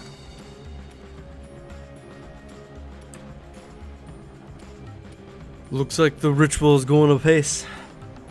So quiet. What? be. I mean, that's the point. Yeah. Won't be long now. Boss is gonna get everything he needs, and then that god is gonna give us the strength we can to take the city. Can't wait. No one's gonna find us out here. As you see Theodore's neck stretch and his like ear placed like a cone on the door, and his like nose is twitching and his eyes move a bit. He's like listening intently, and he looks up. He's like, "There's a couple of people on the other door talking. We'll need to be careful going in." She nods. Okay, my. Oh, you want to do something else, Theodore? Yeah, It seems that they believe that nobody would find them out here, so that's a good sign. And there was talk of the ritual.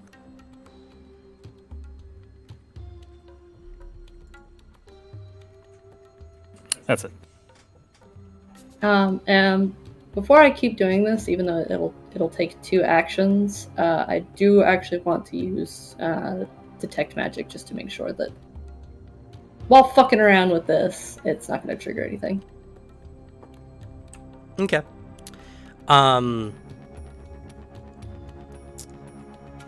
You...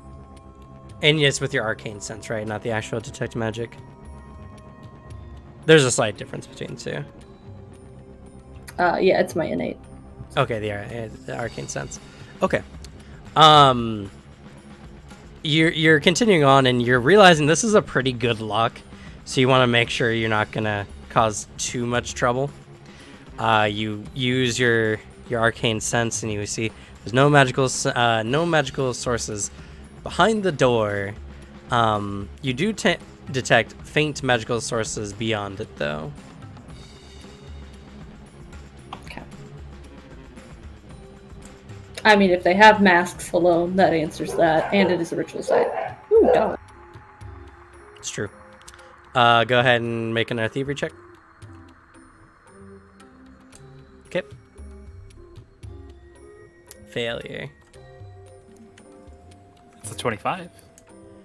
Fortunately, not good enough. You don't lose progress, but using arcane sense while doing this lock is not doing you any favors for your concentration. Well, yeah, the concentration was for a moment. Am I gonna get fireballed if I do this? Nah, cool. And I'll be right back. I gotta get something. No worries. I'm like, damn. Fucking missed a tumbler. Alright, Theodore, what are you doing?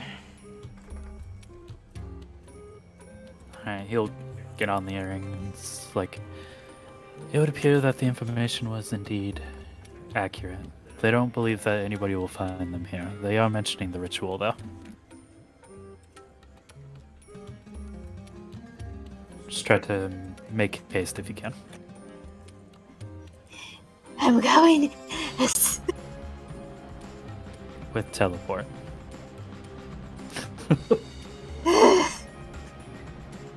I just run every day. Can you That's give me fair. a piggyback ride? I can't walk anymore. It's alright, I'll give you a piggy. Sure, why not? I need to use some more exercise anyway. I need more resistance training.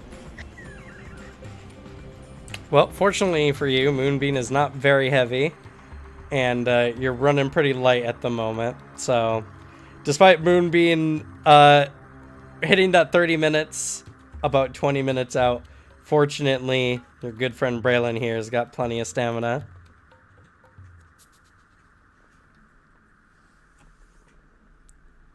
Thank you. Just head plops onto your shoulder. Oh, that's right. You're not even wearing your armor or wielding your weapon yet. You're fucking light as a feather right now. Yep. Or Oh, bolt yeah. free. With my Corgi Hawaiian shirt, of course. It's the only armor he ever needs. Yes, and if anybody ruins it, they're dead. They're absolutely dead. My daughter gave this to me for Father's Day 2 years ago. How dare you! You're now dead! Alright, I'm back. Welcome back. Doing anything else, Theodore?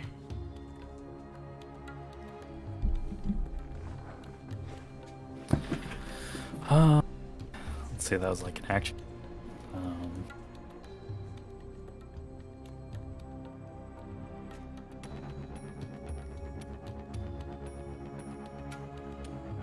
Would you like your fate sealed? Probably not. That depends what the fate is. You like take more damage from certain weapons. No, I think that's about all I have.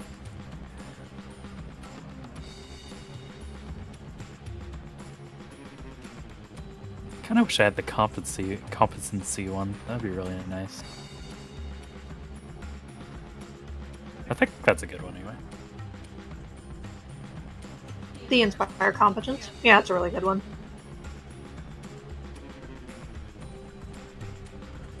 But I think Background it's again. Muse specific. I guess I'll continue hearing the conversation. Maybe they'll drop. Okay. Oof, less. You continue listening, and you also manage to pick up some shuffling in the room. You figure that there's more than just 2 individuals, but you don't know how many. Definitely more than 2. His ears like twitch on the door.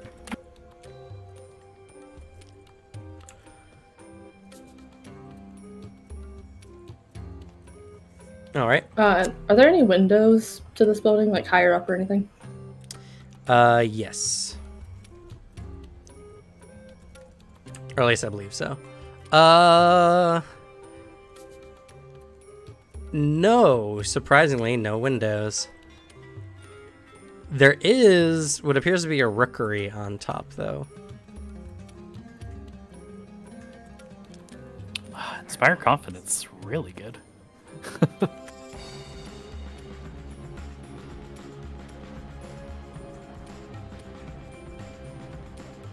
Yeah, I didn't put any windows in this place. Sounds miserable.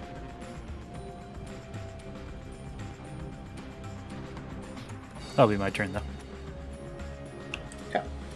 Alright, am I gonna keep picking the lock? Yep. Alright, gonna make thievery. Nice. Okay, crit success. That's 2 extra successes. It's still locked, but you're almost done. You feel it. And with that, the lock opens. So she kind of unhooks that and sets aside. Just grins. So, doll, what do you say? Do we try to poke our heads around and hope it's quiet enough in there that we can get around? Or do we want to try casing it up above, too, before they get here? Then we get all busted. But this at least is dealt with. Probably case it a bit. It will allow us to look into stuff and then not have to worry about, well, if we're actually witnessing anything. We can, at the very least, jump in if it seems like it's too late. She nods, and then, through the item will, Braylon, Mooney, oh, how far out are you two? Too far.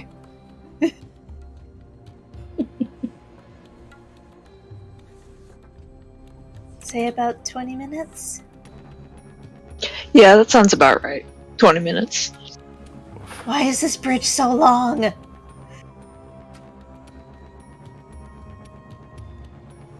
I have no idea anymore. She just rolls her eyes. Well, I suppose we can check out the other side and then try up. Cover all our bases.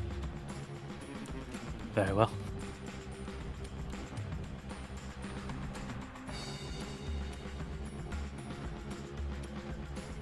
Is this the end of that? Like this whole side? Right there? Yeah, it seems to just Oh, go okay. off into the water. 1 second here. Let me turn exploration mode on. Was it on? No, because you can't see where you've been, can you? Oh, that's fair. All right. So just for y'all's reference.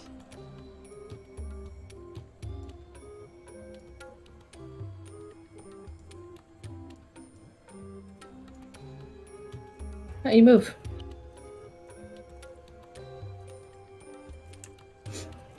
Just opening the spot for me. Well, I was trying to allow you to see where you've been. Yeah, that's why I was just moving the little token real quick. Yeah. But then we had the struggle for control.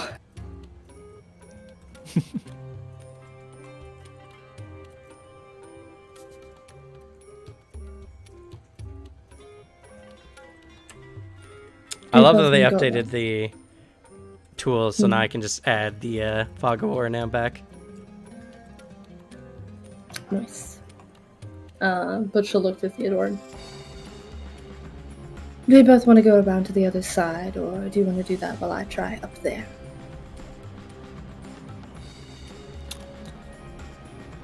I suppose I could try a stealth operation on my own. Just be safe. The building appears to be a four-story building with a rookery at the top, so...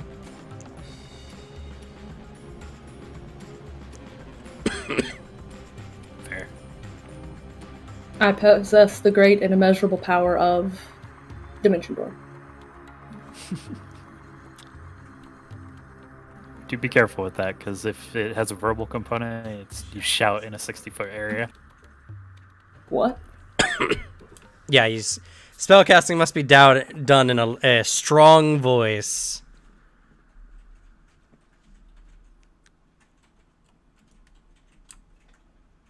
But it doesn't. If it doesn't have a verbal thing. Yeah, no, it does. So I was taking a moment to squint.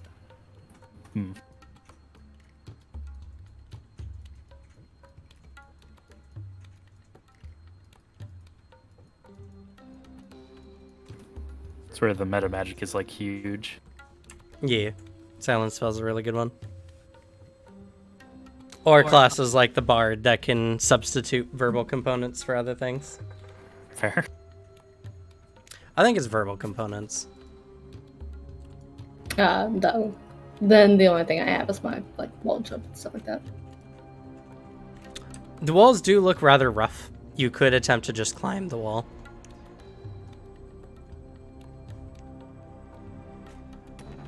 Is climbing a skill?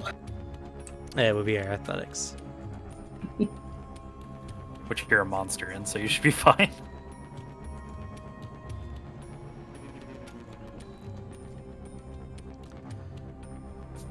She will try and climb not in front of the front door, though. So she is still gonna take some time to move back. So that way if she falls, she has at least a little leeway before anybody can come out. But that's my turn. I've moved and done my You have to play an instruments for spells requiring verbal components. Ah. It's all good. I'm not an gonna get instrument. over. Maybe you can do like that stupid slap dance from SpongeBob.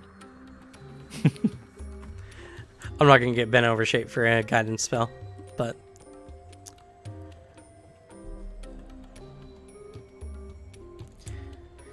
so you're gonna climb the wall. I moved back. I'm gonna go around the corner and then climb. I see. So I'm not right in front of the door if I fall. I see. Okay. Theodore. Alright. I guess I'm circling around. So I'll have to take a stealth. Yep.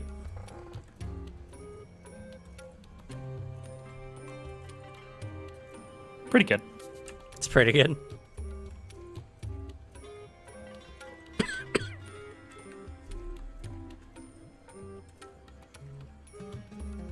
That's my actions.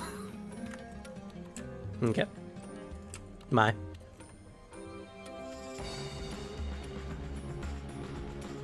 And I will try to climb. Okay. Looking over the rough concrete sidings of this, what appears to be a lumber mill, you see a wealth of handholds. It shouldn't be too difficult. The DC is 20.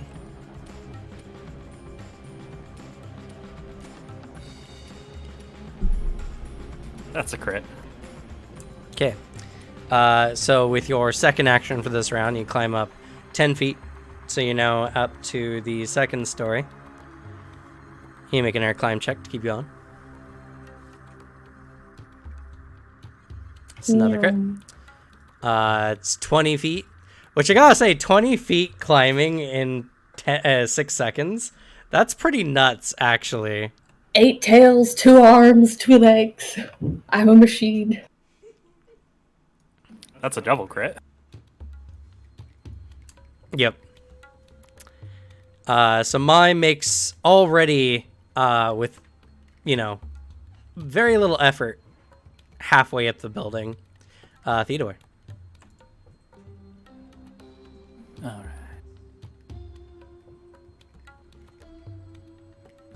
Oh, doesn't Mai have one more action? No, Mai had to move around the corner. with the Oh, I story. see. You do feel pretty confident that unless someone is standing immediately next to the wall, you could probably use most spells outside of this with little issue. As long as you're not near the door. That's fair. He says that after I don't dimension door. It's fine. Saves me a slot. And you just look like a badass clown. Or a horror movie monster, one or the other. Maya is definitely a character I do not want to run into in a back alley.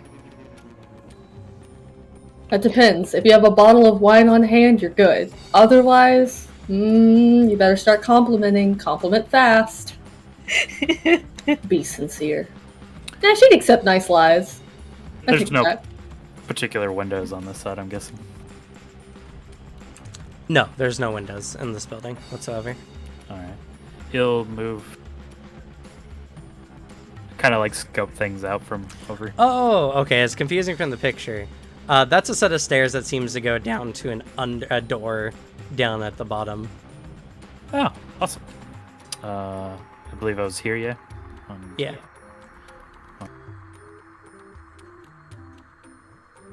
That's all I can do. All right, let me just move you real quick.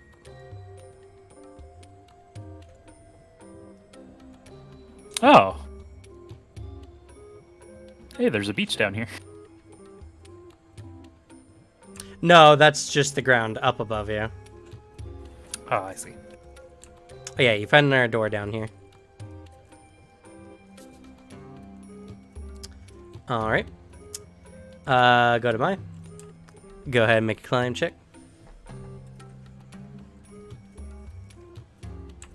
Crit. You make it up to the 3rd story. And you're almost there. All right. You make it up on top of the building. You see a small square rookery inside. It doesn't seem to have any outward doors. Though there does seem to be like some wire mesh. And the rookery seems long past use. There's no birds currently housed within. You can get inside. You'll just need to first open the wire mesh, which is not a problem for you really, and then squeeze in through one of the windows.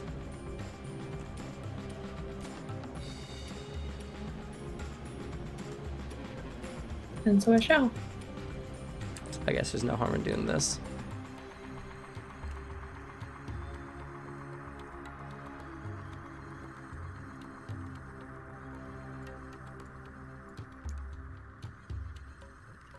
Sorry. You can see inside this little square.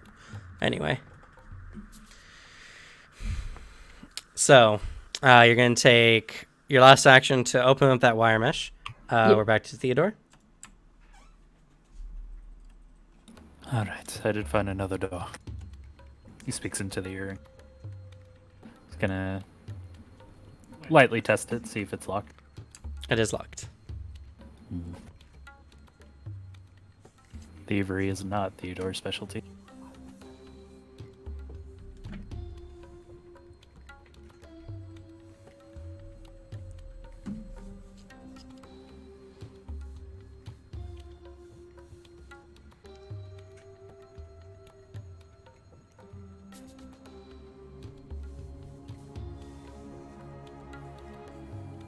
God, that's a 3 action? I mean, it's a really cool spell, but damn.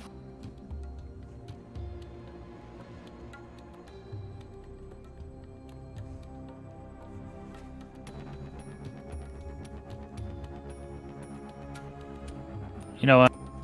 I should probably look into that staff that I have.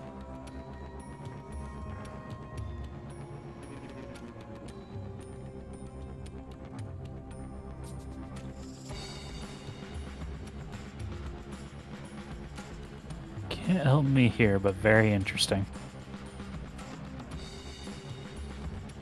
It would appear that the door is locked. I'll be heading back up.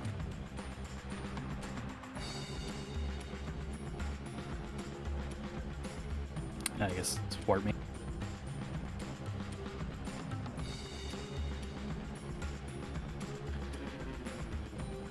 Kind of like looks up to see where Maya is. That's my last action, though. Okay. You don't see Maya present.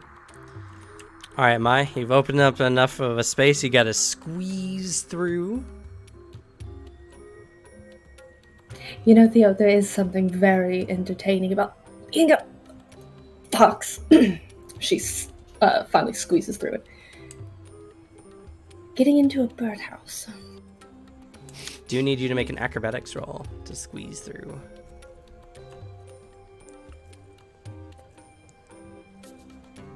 Would Easy. be the first birdhouse that I've seen you go in.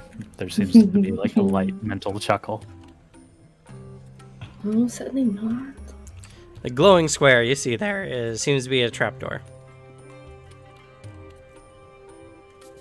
Oh, it's nighttime, so I don't have to worry about it, like, letting in a bunch of light if I open Yeah. it. I did think of it, though. It's fair. That is fair.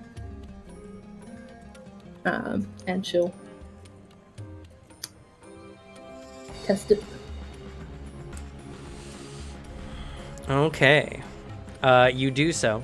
Looking down, you see what appears to be a dilapidated room. I want to see if I can do something real quick. And do I need to re-roll stealth or am I still using the previous?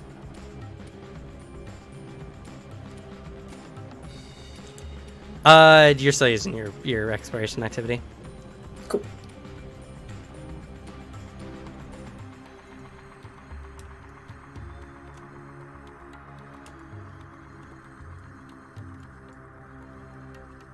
Ha, weird. That's not revealing it to y'all. Okay. You look down to see what appears to be a room faintly lit by candlelight, and you can hear slow, rhythmic chanting below. She sneaks it back closed for a moment. And then, to the item. Theo, guess what I found? What would that be? Some ominous chanting. That's not a good sign. It means that they've probably begun. But if you can get up here, if the rest can as well, then we might be able to drop surprise them. And not have to deal with all the boys downstairs, at least not immediately. Sounds like a good plan. Or I can go in swinging if you think it's an immediate problem, but I'm not quite sure how far out our dear friends are. How far are you two out, actually? They're about 15 minutes away. Boo. Divorce. I could shorten it, but I won't have a dragon form anymore.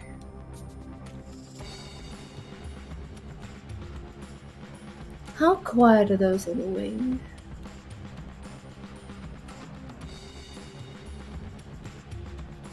I can at least get close enough to drop us off nearby.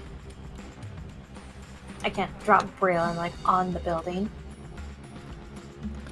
That might be for the best. Do any of you have a way to teleport? No. That was always your specialty. Yeah, I don't have anything like that. I don't know how many times we have to have the conversation about you all really needing to pick up an item that can do it for you. How are they ever going to keep up like this? She mutters to herself, not to them.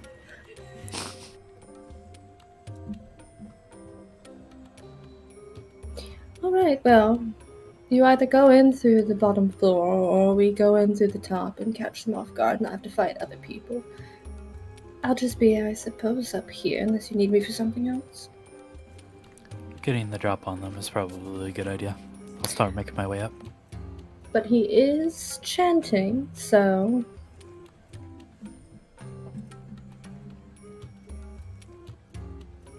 Alright, as we're walking, Moonbeam just like jumps off Braylon and turns into a dragon to get us there faster. Plus, I don't think the dragon farm would fit indoors anyway. No. Not for It would very fit. long. It would fit for a couple of seconds. You can easily take out the building. It is concrete. It might squish you.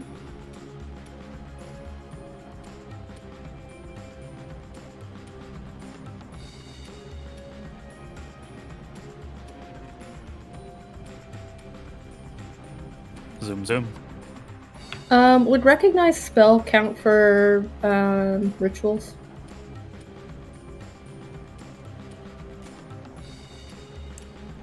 And would it only be for arcane spells?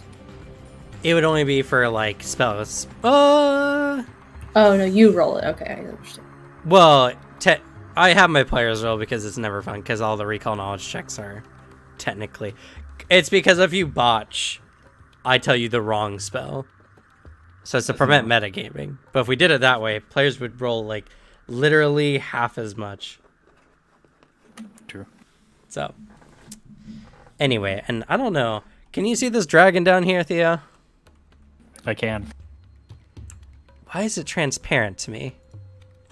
Are you on a different layer? Wrong layer. I'm not on a different layer. I just set it down. Huh.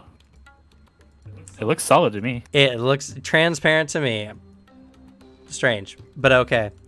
Also, I don't think I got a token for Braylon. Oh, oops. My bad. While they're flying here, though, Theo will start climbing his way up. Okay, go ahead. At You least made you're one of your really checks? small. So if you fall, it'll just be a squeak. I haven't made the check. Oh, okay, then go ahead. DC 20. Pass. Jesus. I was not expecting to do that well. Alright. That's one. That's two. And that's a success. Not quite a crit. So you make it up 15 feet in that round. Or sorry, 25 feet in that round. That's pretty good. That's, yeah, over halfway. We're just going to assume that Maya's waiting, so go ahead and make some more athletics checks. Okay, 30 feet. Hey, not And funny. 40 feet. You're on to the roof. Don't need that last one. We'll walk over to the mesh, I guess. Having a much easier time.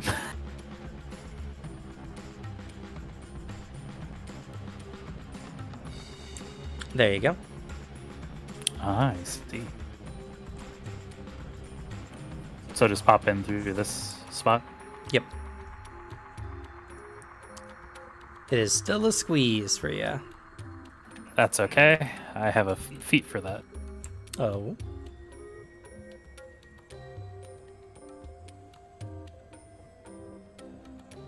Oh. Not as relevant. You still have to make the check. That's fair. Not quite legendary.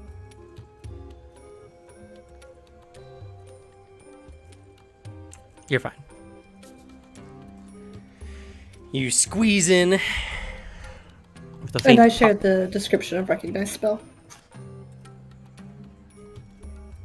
Yeah. Recognize spell is a reaction to a creature casting a spell. So, Okay. yeah. Otherwise, standardly, if you have the time, you can recognize what's going on. But because of your limited range of view, you can't see all that's going on at the moment. So, from your perch, unfortunately, Can you're we not hear able me to try and listen in? recognize.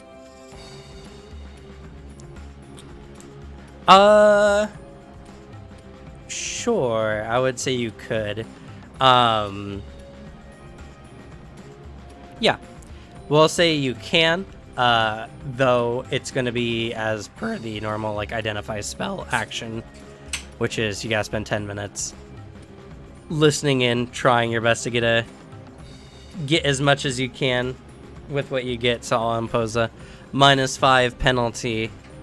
It's just whether you think it's arcane or occult for the school. Well, my friend here knows a bit more about the occult, and a bit more about arcana, I believe, so. You could try taking the time. It's not like I don't think there's anything else that we can prepare waiting for the two of them. And I don't know Fair how enough. much the dragon form speeds up their travel. So By a lot, actually. As the crow flies, the dragon will make it there in like a couple rounds. oh, okay. Well, I mean, each of the dragon's move actions while flying is like worth 3 in some of a normal person's actions. that's fair. You can move 3 times. I keep forgetting that. Yep. So, I mean, we probably start to listen in, and then the dragon gets here. You so. see the dragon, yeah. Yeah. There's like that minor awkward conversation of just sitting in this like area, just like, so have you been trying new hair products or whatever? And then they're already here. I mean, she would have been trying to listen in to see what it is, not knowing how far they were exactly, and then they get here and it doesn't matter, so she just That's perks true. up.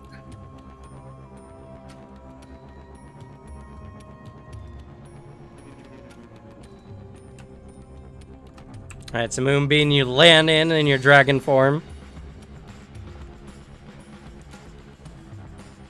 I would like to request both of you up top, if you would like to join us.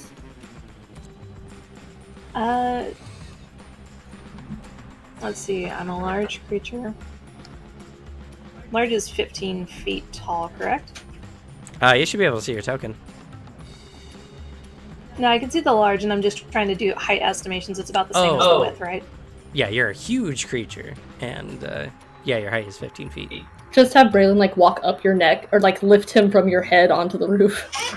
Yeah, I was actually going to do that. The roof is unfortunately 40 feet up. I can give him a boost at least. Stand on your back legs. Come on, you're a nimble dragon.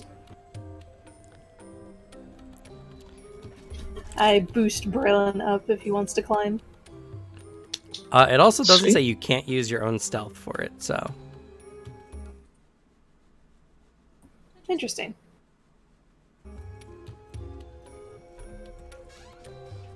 Yeah, it just gives you stats. So.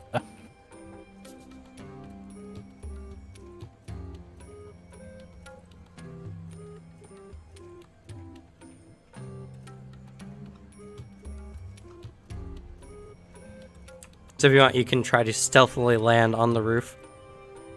Yeah, I can do that.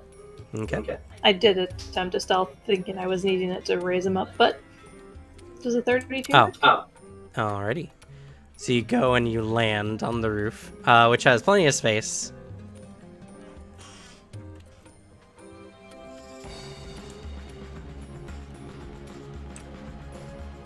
Hold 1 second. Yeah, I'll remove a invisible wall. The most gentle of dragon landings. Does that leaf heritage or just float to the ground? Theater's ear just twitches and it's just like, I think they're here. Y'all can see the dragon. It's not a mystery.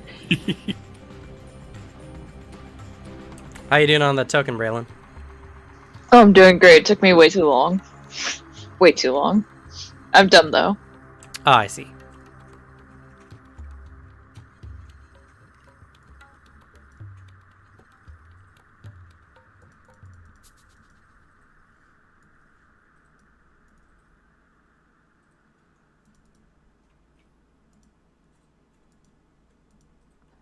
Should the map be black for me or? I'm fixing it right now for you. Oh, okay. Just making sure. Thank you.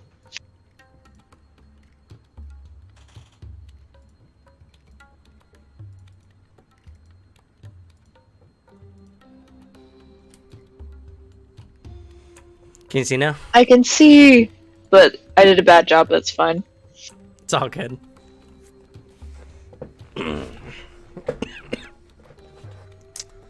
Oh yes, I gotta get Moonbeam down here.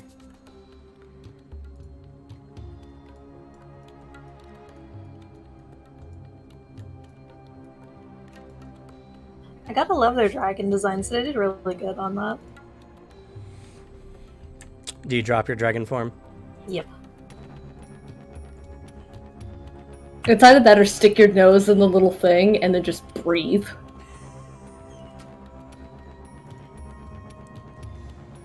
I mean, if y'all can make a hole big enough, I can just stick my head through the trapdoor and just set everything on fire. Braylon beat open the side of a warehouse. I'm pretty sure he could take out the rookery, you shove your face through a gap, and just breath weapon the shit out of that room. We all drop it in combat style. Beat the fuck out of a ritual caster. Yes! This is a plan! Yes! Maybe make sure that there's no civilians in there first. I'm sure there's no civilians. Yeah, obviously. I think we already established that Maya's an evil character. I'm not evil. She's just bored. And rich. She doesn't have a lot. She's been learning. Anyway, in no time at all, y'all squeeze through. I need acrobatics for you to squeeze in, though.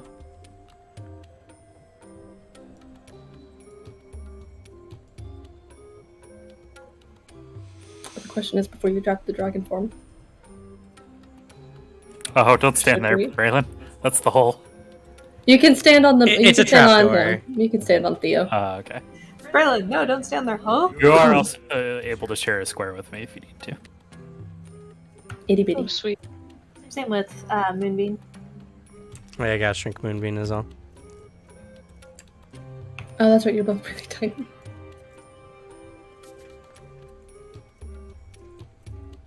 No. Tiny has a lot of weird advantages, though. It also has a lot of disadvantages.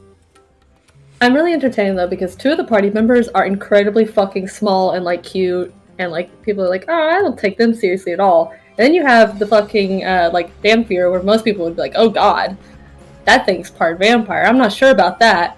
You should actually be worried about the fox. You should be very worried about the pink fox. That's true. Because And you the also little have one. a fox form, as Yep. well as your human form. All right, so you're all there. So what's up? So is there anything anyone would like to go ahead and cast now? Or she looks down. What would be quiet enough?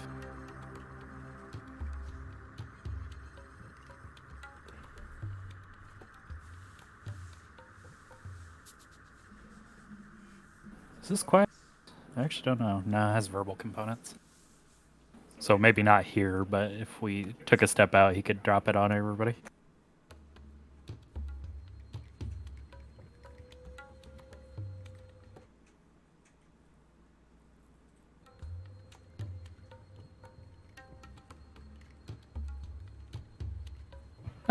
When does an arcane...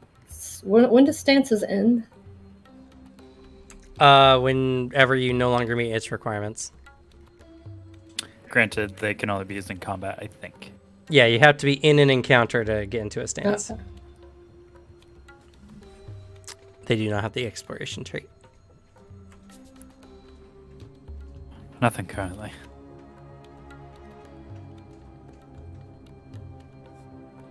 I'll have to do it when we drop in. Right before we do, I'll use my hasted assault then. I get an extra attack. Only for strike actions. Okay, and you're prepping that right for your when you drop in. Mhm. Okay. All right. So who's gonna be the first to drop in? Any Ooh. preference? No, I'm right next to the door. I can't do it. Damn it. I guess if anybody has any AoEs that they'd like to do without anybody else getting fucked up, I don't know if we want to do an earthquake in this building and see what happens. I could do that if you want, though. Probably not. We all die. Probably Braylon would be the best one to go.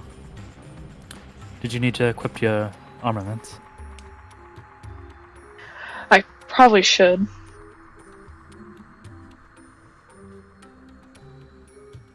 All right. How do you don your soul forged armor?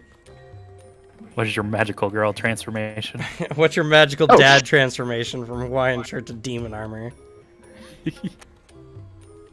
Fucking like sick ass spiky like demon armor, but like like there's like a knight's tabard, but it's just Hawaiian shirt print. Oh my god. And like a little friendship bracelet or 3 from the kids. Don't you mean 7? Maybe not all of them are into arts and crafts, you know? That's fair. True.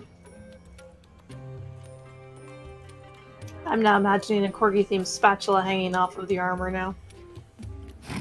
Oh, that'd be beautiful. It's just a corgi paw. Alright, Dad. Go dad mode. Just kidding. He charges until the next episode of. Alright, see y'all next Just Tuesday. armor and smoke. Wait! 5 hours! I gotta put it on! That kind of defeats the purpose of it being summonable. True. Anyway, so how do you don your armor? Just paint a picture for us. Oh, 1 minute. 1 moment.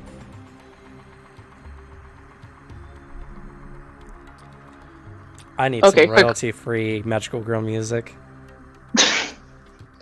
So I'm assuming that my armor summons, right? Or am I assuming wrong? Yeah, it's in your description for your forge or your soul-forged armaments. Oh, okay. I just didn't want to accidentally lie.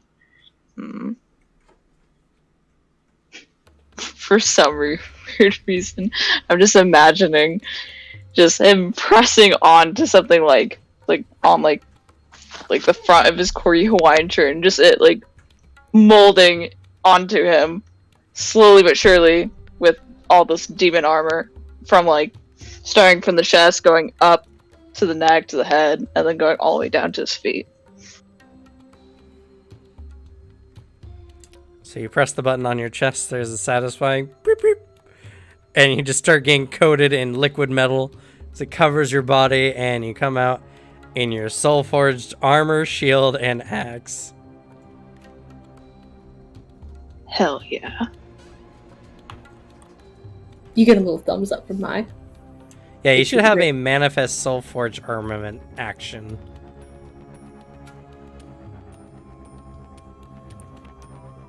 You want to post that in the chat? Yes, 1 moment.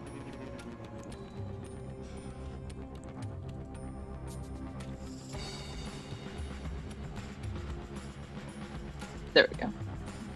Oh, you know what I... Oh, no, that's a stance. Never mind. Dadass. Badass. What's the difference? Dads are badass.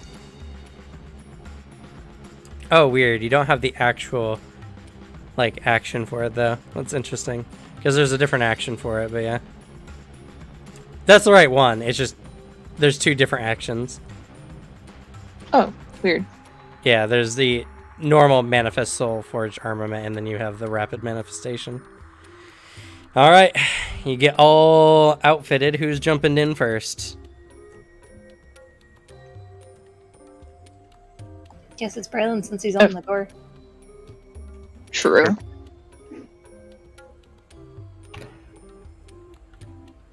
Don't worry. I'll be right behind you. Do you try to go in quiet or loud? Don't know where he is, so you can try going in quiet first.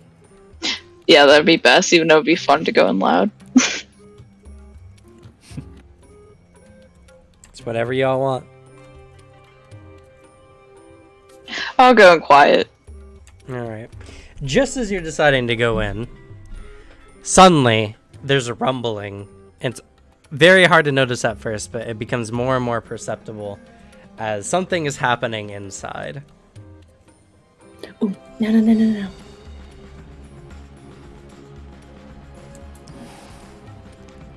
Go ahead and make a stealth roll.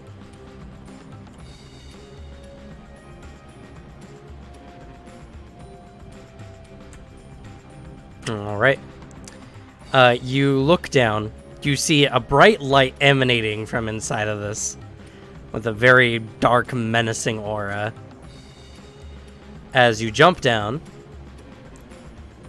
you try to, as quietly as you can. You see a bunch of cultists here. Mid-transformation, as the one in the back here begins swelling up in size. Ew.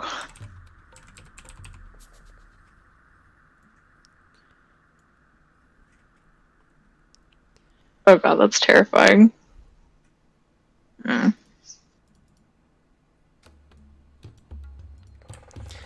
Before taking up this space is a large pig-like demon with fur and wings. As it's manifesting, it seems to notice you and says, "You're too late! The gift has been bestowed upon me!" As the other individuals begin transforming as well. Now imagine if you had missed Right, the dragon yeah. form. The squeal hurt my throat. Fair. All right. So you'll drop down in. Oh shit. And each of these individuals transforms.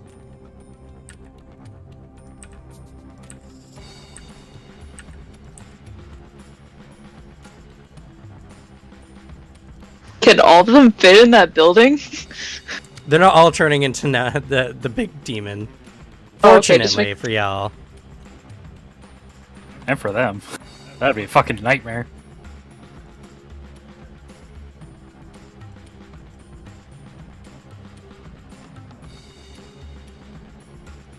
One second.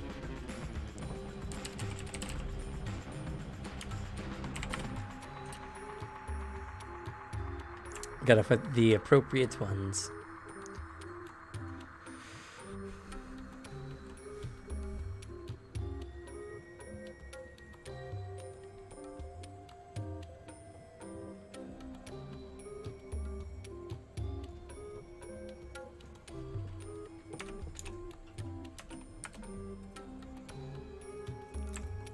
I should have kept the page I had.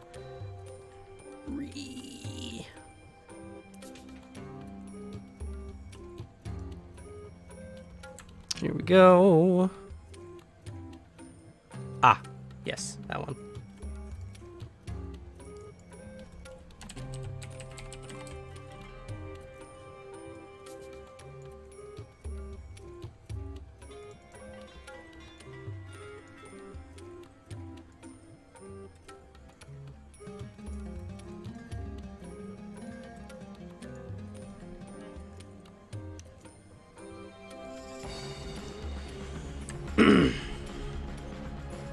They all begin transforming bodies, twisting and mutilating to horrid shapes of half beast, half demons. As they're all manifesting before you. We're gonna roll initiative.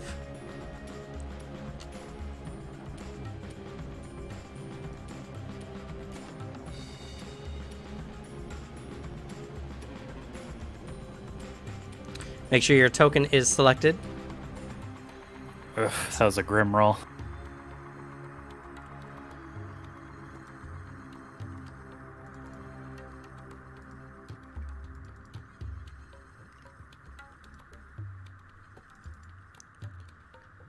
This is so sad. Hot damn. Poss rolled like a god. I rolled like shit. I did too. I rolled a 3. Let's change the music up, shall we? Yep, rolled a 4.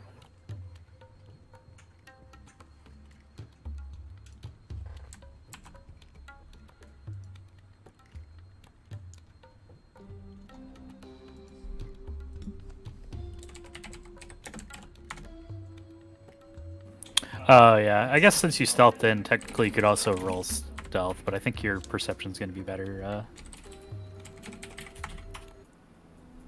Braylon. Yeah, I think so too. But thank you.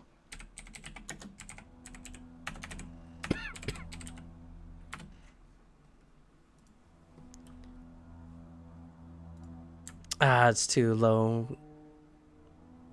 Not enough tension. 1 second.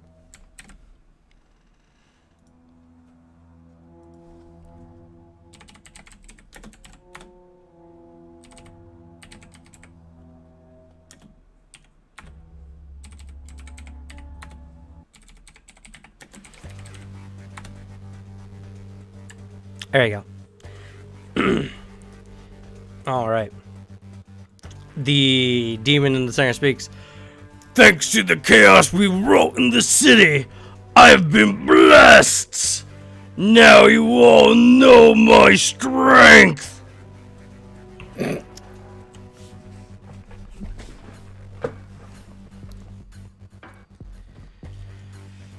That was out loud. She laughs at him.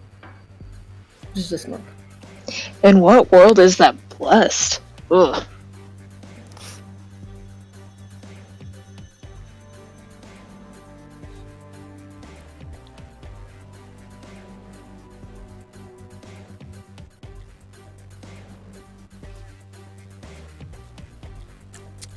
He then begins channeling magical energies.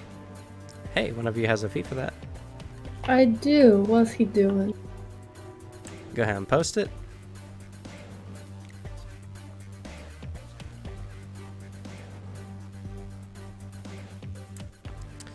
All right. It is not a spell on your spell list, so you don't innately know what it is.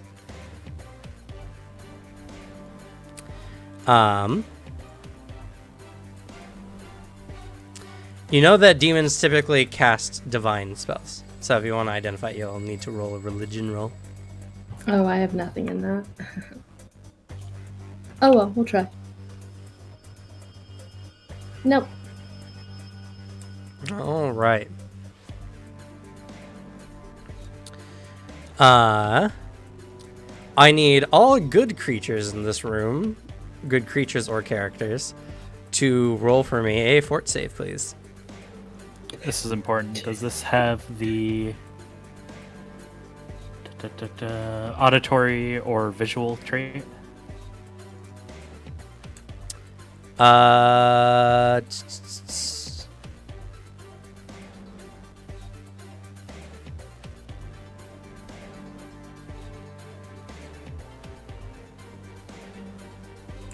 No. Okay, then I can't counterperform it. And when you say good characters, do you mean all of us, just in general, or more like this would affect more like a good-based paladin or something like that? You are all of significant enough level that your alignment actually affects you. So, if you consider yourself having the good alignment, either lawful, chaotic, or neutral good, you need to make a fortitude saving throw. I am indeed lawful good. She is lawful neutral. Yep, if you're not good, then you don't need to worry about it. No. That's what I get for being good.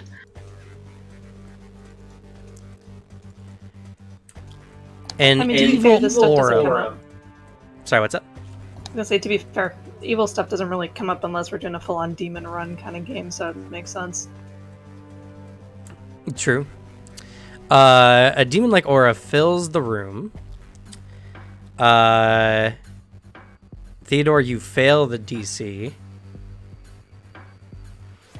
Braylon, you succeed, but do not crit succeed.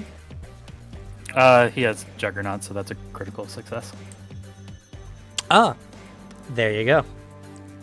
Good feature. Then, Theodore, you take 18 evil damage. Evil damage.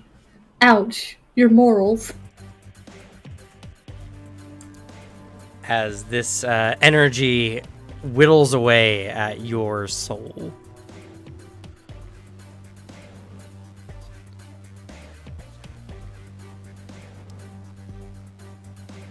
Oh, I'm sorry. Everyone needed to make a fortitude save. If you're not good, though, you get 1 success level better than what you roll.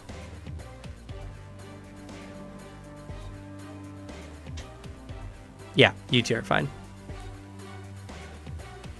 You see Braylon kind of wincing, but like powering through it, and Theodore getting waylaid by the blast. Then the creature reaches back with its large, sharp claw and is going to strike out at Braylon.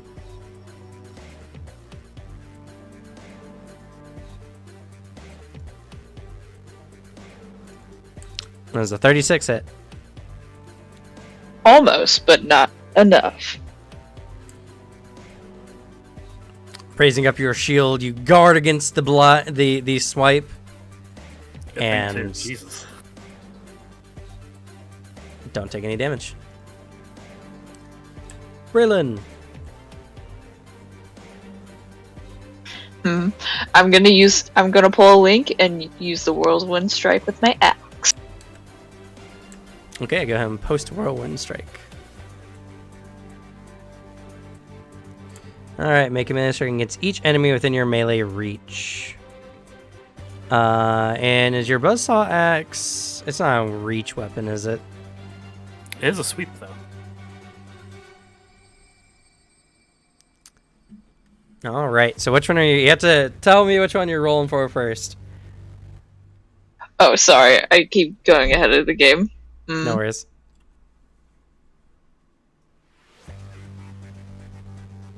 You will have to re-roll, unfortunately, though. It's okay, that's my bad. And you said which one I'm gonna hit first, or? Yeah, you can hit either these two goat creatures or the big dude. I'll hit the big bad guy first. So. Okay, Oh, can I make an caster. attack? Should I hit the number 2, or should I go with the first one again? The first one again. They're all going to be your first ones because you don't play your multi-attack penalty until after the attack. Oh, okay. All right, so you strike out with your axe. And doesn't your buzzsaw axe do something else? I swear it does. Let me double check. It does have the evocation thing. So it must do something.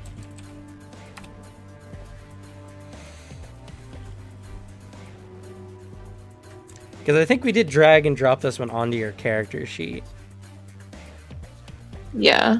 The only thing I can remember is it can come back to me like Mjolnir. Yeah, you have a buzzsaw attack. I keep thinking that this is a great axe, but no, it's a one-handed axe. You strike. Oh, benefits from the street trade, no matter what, anyway. Oh, also adds +2 to the damage. Let's see. That's actually really sick. It's an upgraded sweep.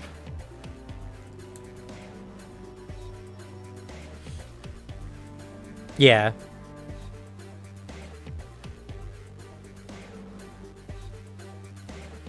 Alright, so anyone after the first one will get an additional 2 damage. Alright. And that does not hit, though, unfortunately. The creature's skin is abnormally tough. Go ahead, pick which of the goat creatures you want to strike for.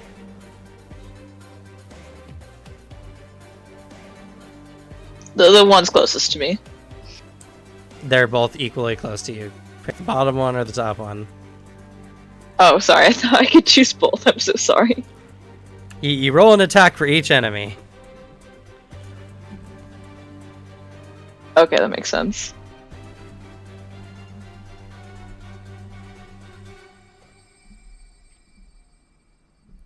And I'm sorry, I don't mean to sound really dumb, but I'm still using the number 1 still, since Yes. Okay, just making sure. Thank you. I'm so sorry. You're It's all fine. good. This also gets Oof. a +1. Oof. Oh no. We do have a hero point. Would a 29 hit or crit normally? No, I would not crit these things. Will it hit them? It would if it wasn't a crit fail. Ugh. You do have a hero point.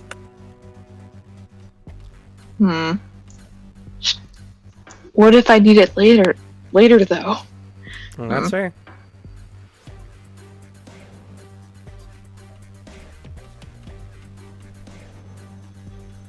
I'll save for later. I'll botch that. It'll be fine. Okay, and for the last one, top one, let's go. 37 to hit. Okay, that does hit.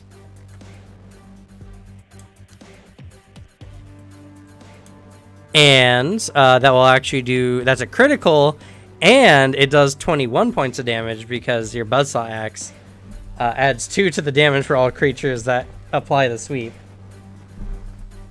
So, that will turn into 42 damage. Holy crap. Alright, and that's the end of your turn. Moonbeam. Alrighty. True to her name, she is going to cast Moonray. Moonray. Actually, no. Moonbeam's Moonray? She's going to do Pummeling Rubble. Okay. So from the top right point of the corner, it's a 15-foot cone. Okay.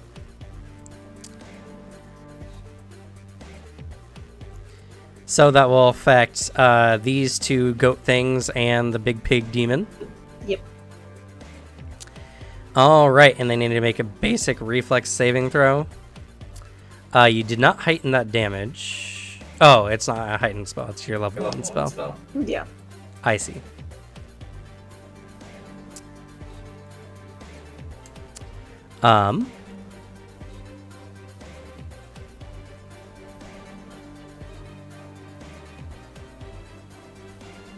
Oh yeah, that's right. Demons are different than other fiends.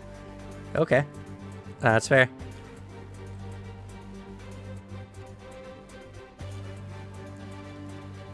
That's a crit fail.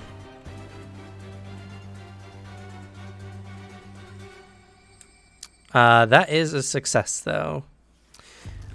So the giant pig demon takes 2 damage. And the 2 goat creatures will take 6. Oh, and they're pushed 10 feet away. I don't think that's possible, though. They cannot move, unfortunately. And I'm gonna do a society recall knowledge on them to try and gauge what I know about them. Or does it have to be religion or occult based? You don't think a society will do the job?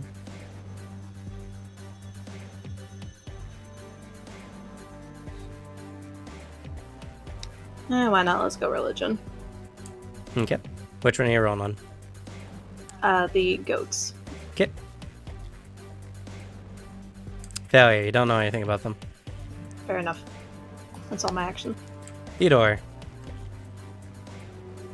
All right. Let's start things off with Inspiring Marshals. So I got to make I have to attempt a diplomacy check based on my level of a standard difficulty.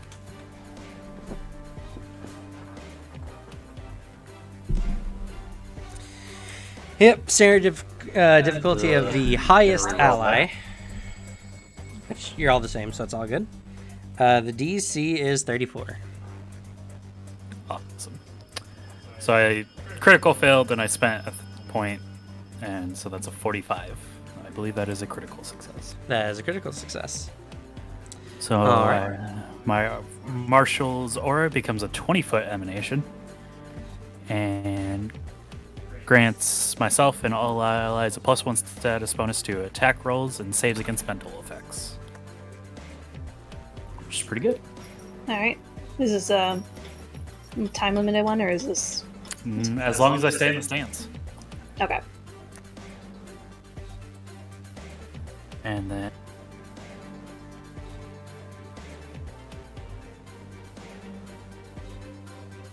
Yeah. How many actions? Did this produce one on your action bar, or was this one you had to type in by hand? Let me check. Yeah, this is one I had to type in by hand. Ah, I see. The traits aren't included on this one, so gotta make sure you include that next time. I see. Let me see. It's not super important. I think it has like the concentrate and auditory traits or something. It's not super relevant, so finish out your turn before fixing it up. That's fair.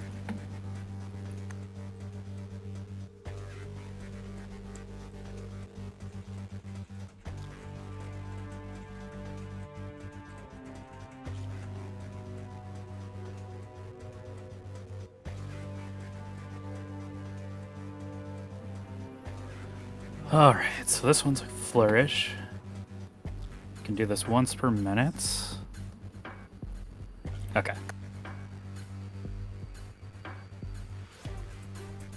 I'm going to do a Cadence Call.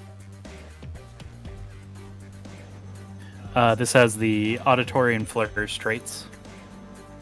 So no more flourishes for me. This would slow you if you use it, but I also have tactical cadence, so you no longer get slowed if you use the quickened action. And that's one action, and I'm going to cast a spell for my last.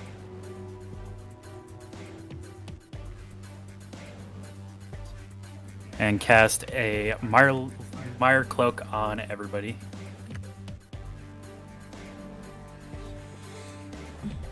And that will be my turn. Okay. A very productive turn. So until the end of your guys' next turn, you have an extra action to stride or strike. Oh, you can use it to stride. My mistake. Yep, just a stride. And then everyone gets a +1 status bonus to AC. And a +2 status bonus to stealth checks, which isn't super relevant, I don't think, for this party, but you know. And if a creature deals damage using melee to any of the cloaked creatures, the cloak wraps around you, temporarily connecting the psyche of the cloaked creature and the attacker. The attacker then takes 2d8 mental damage and must make a will save. Afterward, the spell ends and the cloaked creature and the attacker is temporarily immune to Mire Cloak's effects. I see. So your bonus AC goes away after you get hit by a melee attack. But it could stun them for a whole round, so. Quite possible. If they really fuck up. Alright, goat creature's turn. Alright, they're probably going to do that. Yeah. And just to double check. Yeah, that's fine. Alright. I am just a lethal caster. They don't need to pay any attention to me.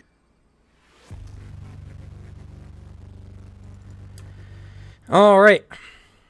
This one kind of begins retching a bit and then spews a line of boiling blood in this direction.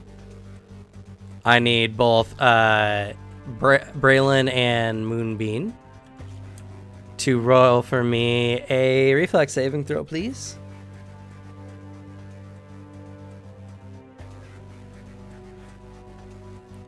It's a crit success.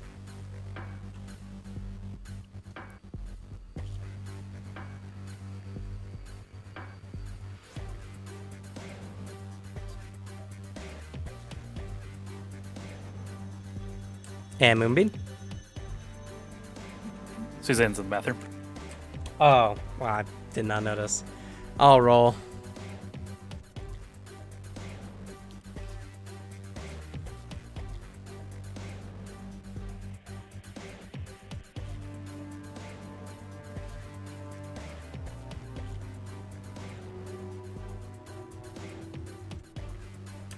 And that's a crit success.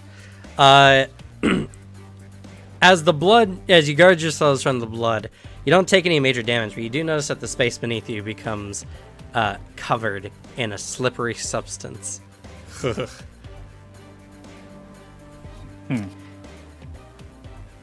Ooh. Okay, that same goat creature is then going to strike at you, Braylon, with its flaming sword. Don't think a 25 hits. Nope. Alright, this one, it's going to move. And it's going to spew blood in a line. So I need, this time, Theodore and Mai to make a reflex saving throw.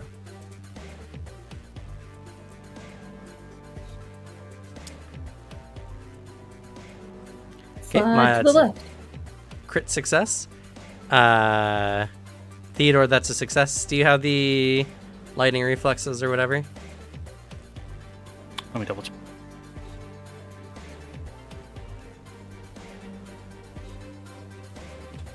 It is one of those that did that, isn't it?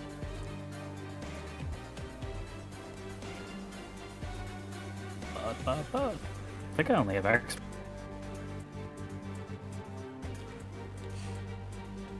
Yeah, I'm only expert, so I wouldn't have it. Alrighty. Then you take. Let's see here.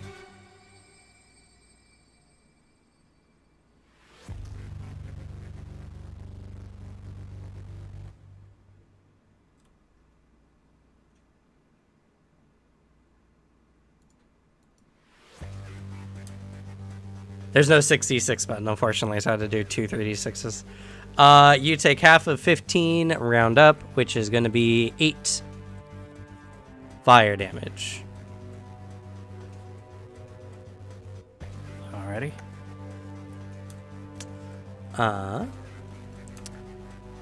This one is now going to start casting magics, and it chucks a fireball at the center of the group. I need everyone to make a reflex saving throw for me, please.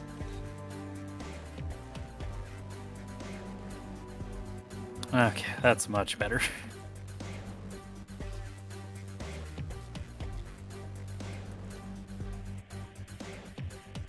Phew.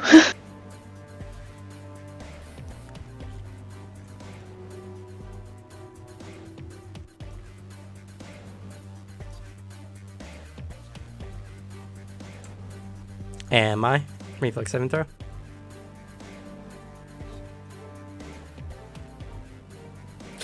Dang. All right. I'm not getting a drop on me. Fuck that. Then this one's going to attack Braylon with its flaming sword.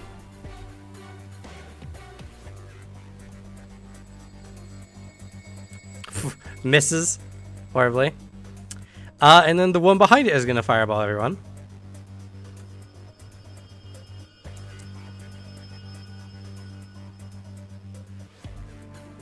So reflex saves all around. Hell yeah. Nice. These goat creatures seem to get in some of the blast radius, but they don't seem to take damage. Good to know.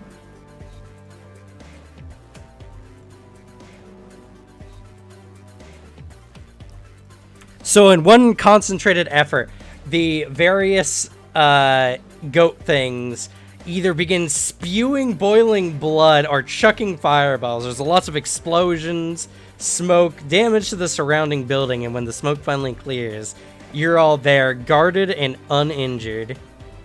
I guess Theodore got a little bit of a scalding, Yeah. but not too bad. You guys weather that attack like it was nothing. My. Alrighty.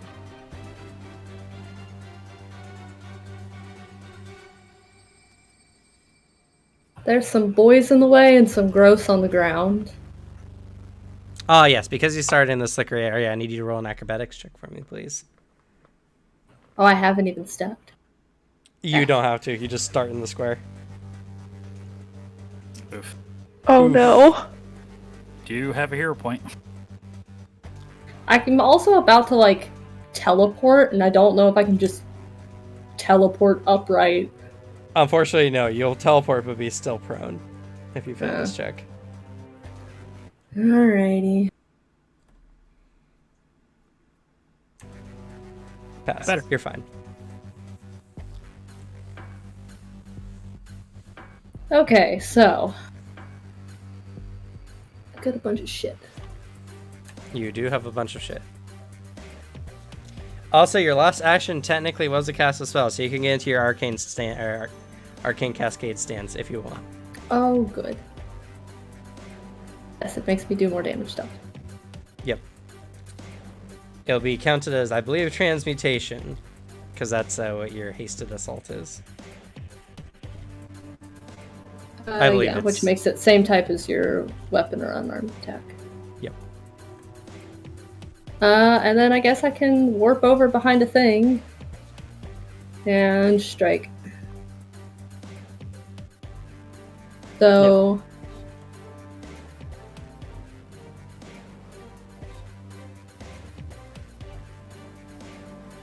Okay, those are separate things. Okay, so I'll use the dimensional assault.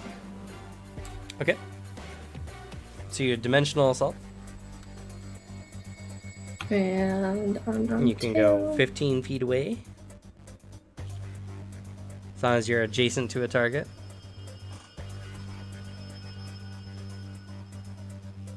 I guess that's where I can get. Yep. Alrighty. And then you're going to strike. Hee. Damn. So I warp, I'm invisible, pop up. Did your arcane cascade before that? Okay. All right, you warp, and let me just double check. All right. And you're attacking the boss, I'm assuming. Yes.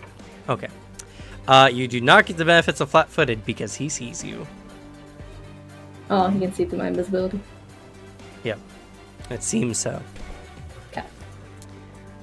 Regardless, that's still a critical hit, so it's not like it mattered all too much anyway. You strike into this thing. You notice that its skin seems... Oh, never mind. Its skin seems very normally pliable. I keep forgetting that demons don't get resistance. They Did you just... get all those damage rolls, by the way?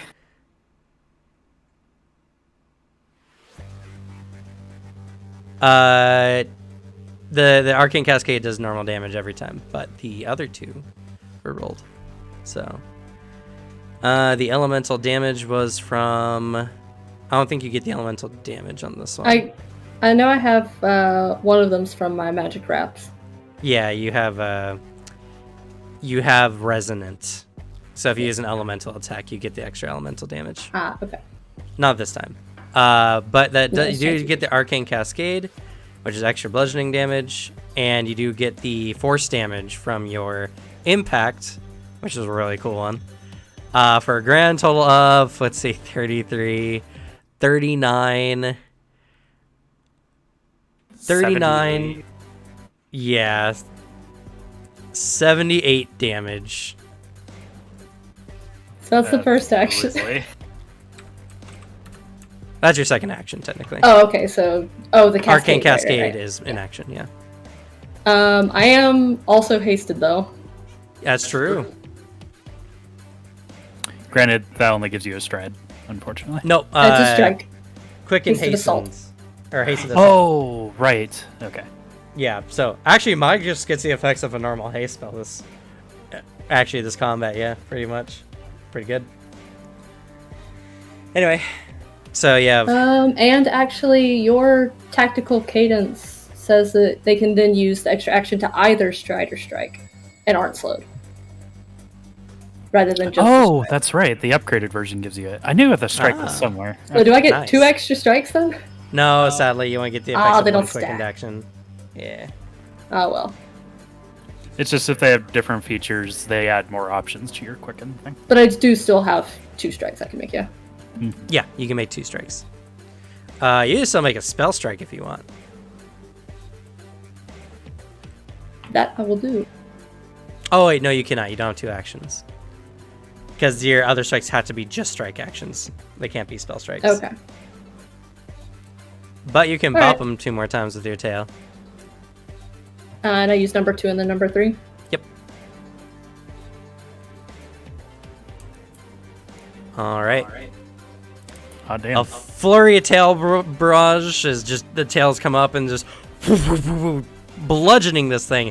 Its skin splits and bruises terribly at the tail strikes. The second one is not a crit, but it was really close. Meaning it takes an additional 30 to 37 damage. Ouchie. But it rolled 2 19s.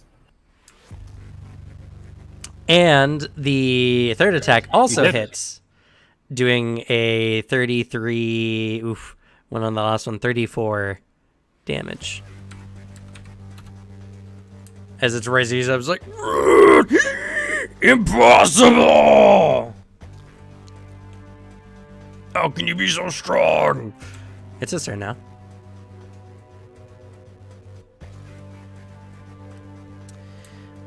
He Now's your is chance, going baby. to- I'll be getting another one.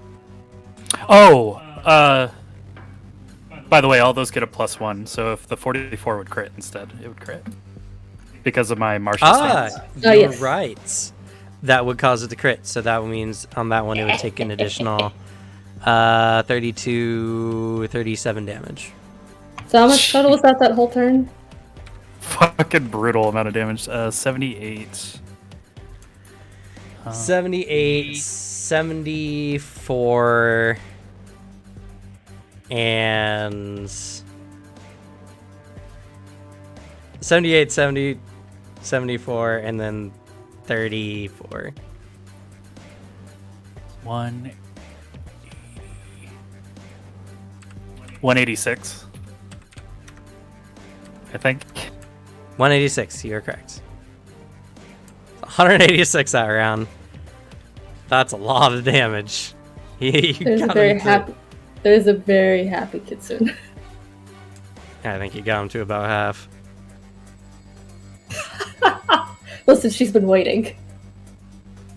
This is the time for y'all to cut loose. I dealt my health to him in damage. Alright, it's his turn though. And let's see. I cannot blame him for any of the actions he is about to take.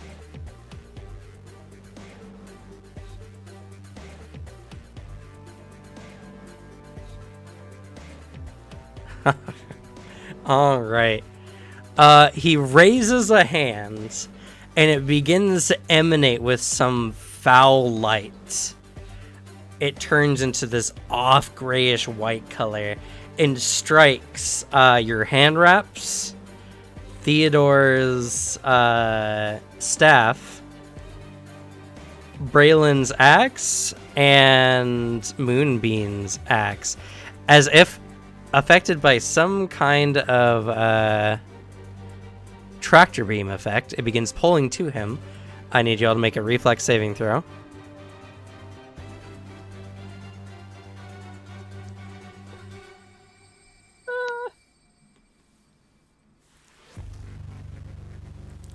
Okay, that's not bad.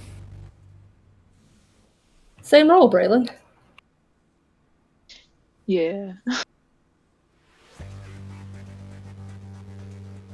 They can't all be winners. I know, but my axe. I'm wearing mine. True. All right. Theodore, you managed to successfully wrench it from. As you all cling to your items, not wanting to let them go, the light dissipates, but your items maintain a sickly glow. Each of you, as long as you're holding these items, become sickened too. Am I fine?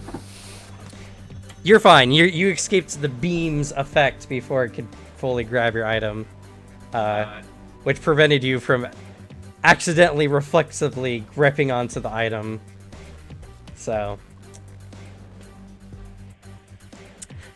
yes, sicken 2, which means everyone who is not Theodore has a -2 to all actions and DCs until you spend an action to try to remove it. And that's while we're holding it, or That's as long as you're I holding guess it. I It should seems. ask. Did that have the auditory or visual effect? No. Okay.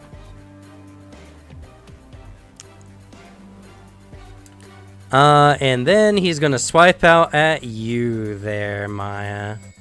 Or Mai. Claw attack. No, he's gonna use his jaws. Does a 36 hit? I have a 34 right now, I think, yeah. Alright, you take 37 piercing damage.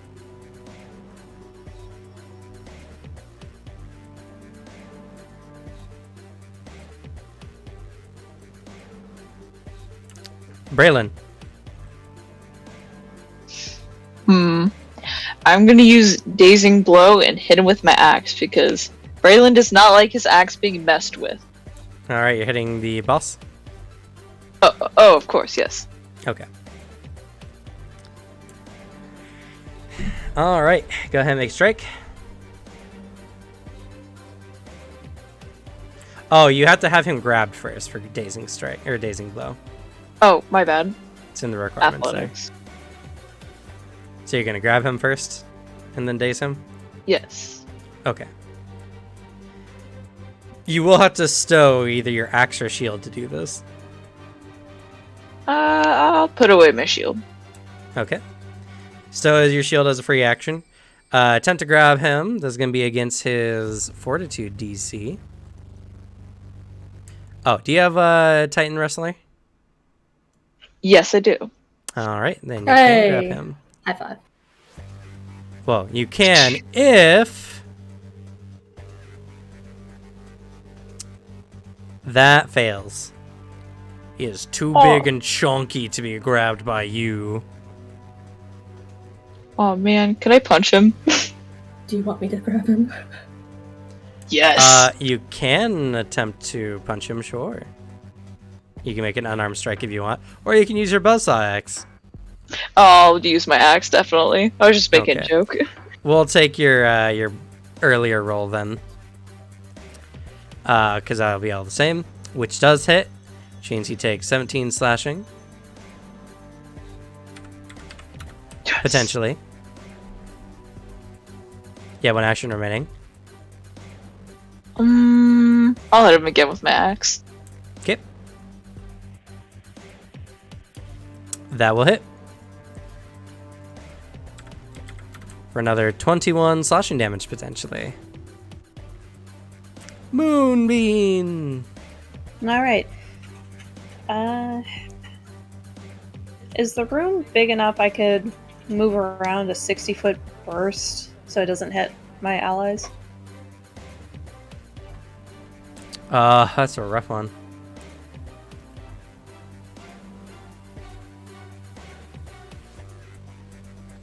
No, a 60-foot burst will hit the entire room. It's not even 60 feet across.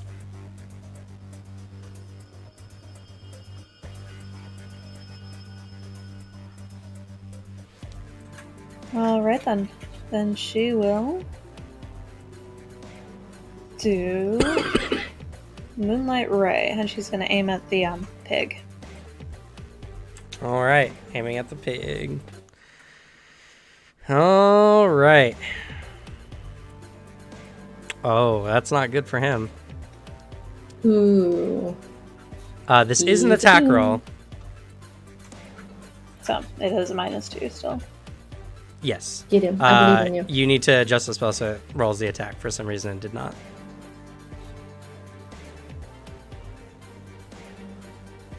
Did you put this one in by hand? Yeah, I had to. Ah, okay. So it's a range attack, and it does 5d6 cold damage and 5d6 good damage.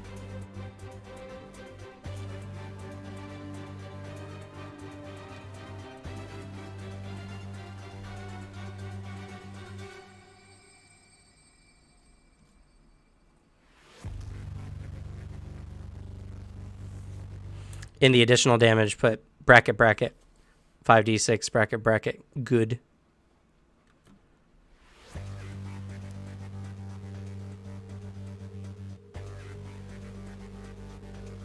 Yep. You can take out that misc. We'll just do it.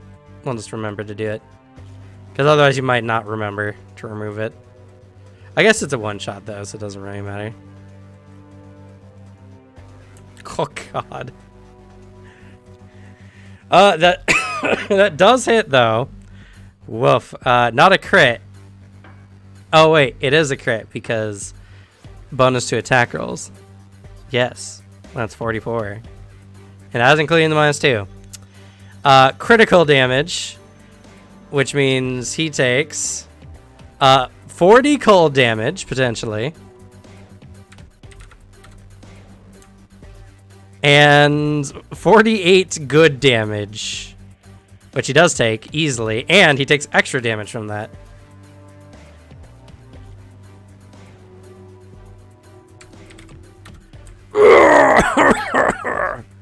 That attack did a lot of damage to him. I didn't even add the extra damage. 1 second. The Moonlight's cold rays also count as silver damage for the purpose of resistances, weaknesses, and the like. I doubt it will affect this one, but still figure out. He does not have any weaknesses or anything to silver, unfortunately.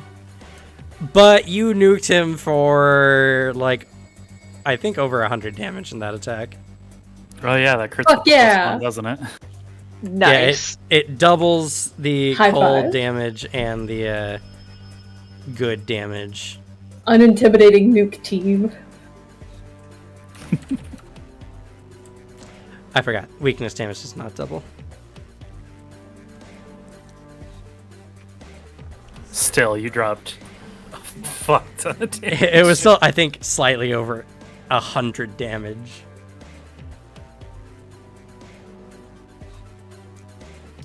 Yeah, 1 action remaining. Oh wait, is Moonlight Ray a 1 action? It is.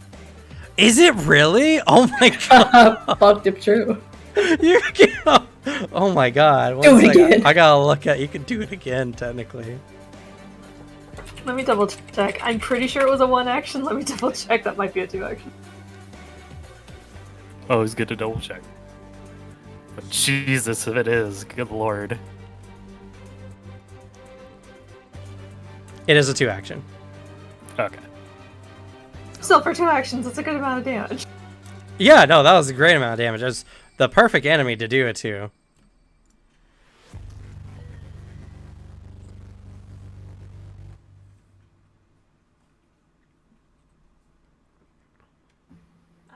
She takes one look at him. You're too big for this room. No, wait, never mind. Wrong action. She is just going to... Let's attempt to intimidate this thing. Okay. I also need you and Braylon to make acrobatics checks. I totally forgot you guys are on greasy ground. I am using my hero point. Okay. Okay, you failed this round, so if you wanted to stand up, then that would have used your action. I'm fine on the ground. Things said before. If you stay on the ground, it will unfortunately cause that not to crit him. Fine. You still had hopefully another she can action. Stand so up. you could stand. Oh yeah, you also.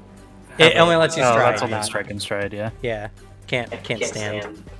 Well, she stands and then does that. All right. But you do have an extra. You have a strike though. You do have a strike this round. That's true. You can boop one of the goat people with your staff.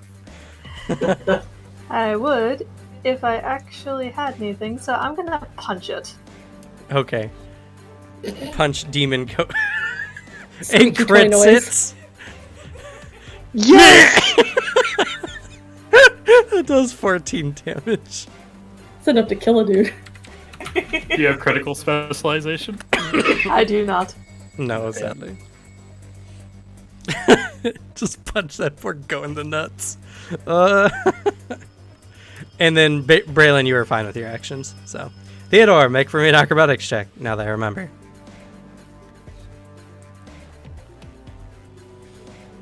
Aha! You're fine. It's almost like he's a master at it.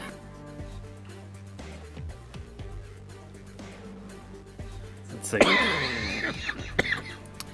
There's so many fun things I could do right now. Like really silly things. One that I'm not sure if it would work.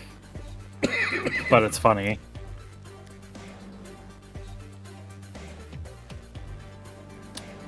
I could also just do a really big thing. Or I could use that. How often am I ever going to be able to use that? Probably not very often.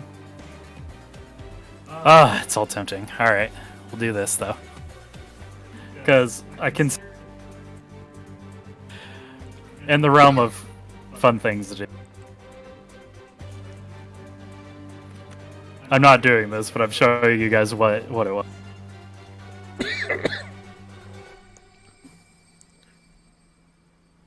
It's a 3-action spell where you create a carbon copy of the enemy and they have to roll a fortitude save against it.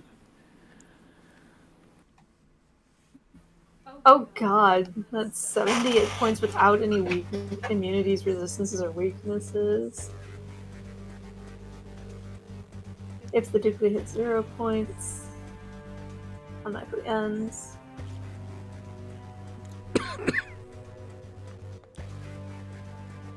Oh god, and it loses. The duplicate would 6 lose health. HP. Oh wow. It's a fun spell. And you can duplicate up to a level 15 creature. Yeah, the fun thing is if you get a big dumb creature that just hits hard, it's a good spell. True. But what he's actually gonna... that would be fun too. So hard. Okay. We're just gonna do it this way though. Alright. What is the combination?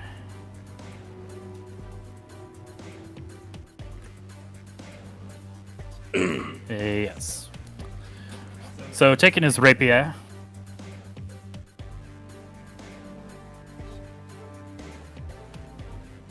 Yeah, he'll toot on his whistle first. Oh, okay. I remember what I need to do.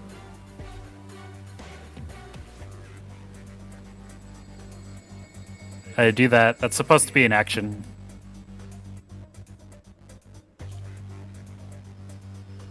Okay.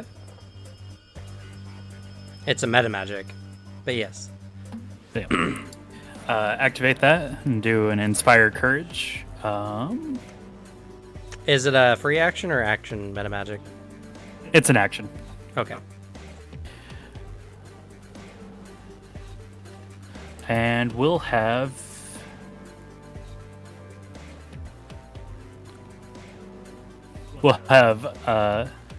Mel do the attack.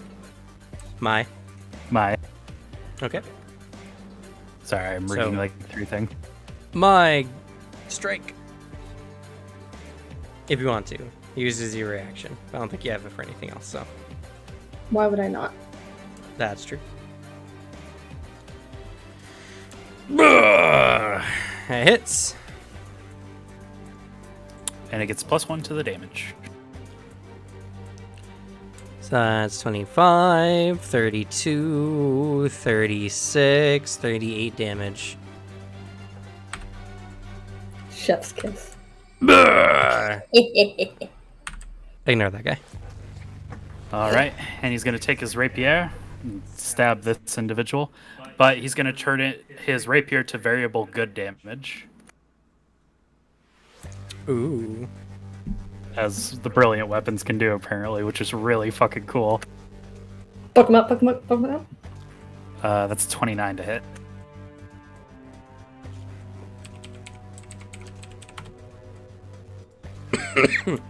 That does it.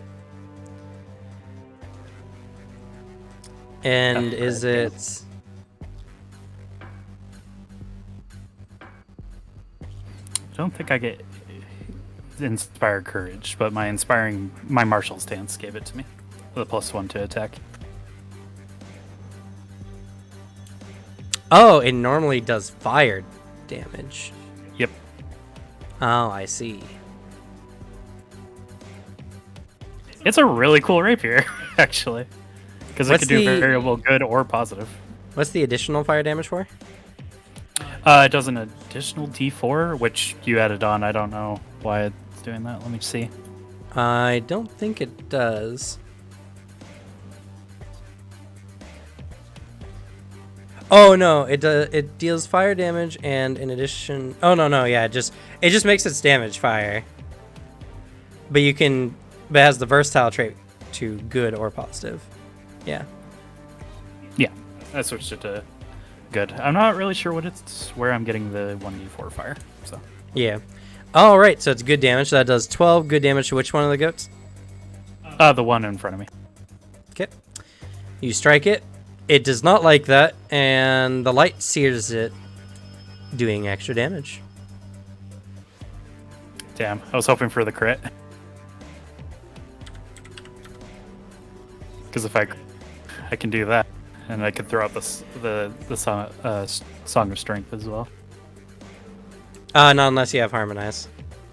I do. You have to use Harmonize as a meta magic before doing two at once. Oh, is it really? Yeah. Ah, fair enough. Goat creatures. They don't hurt you guys at all. I don't think they will. Let me just roll a bunch of times against Theodore.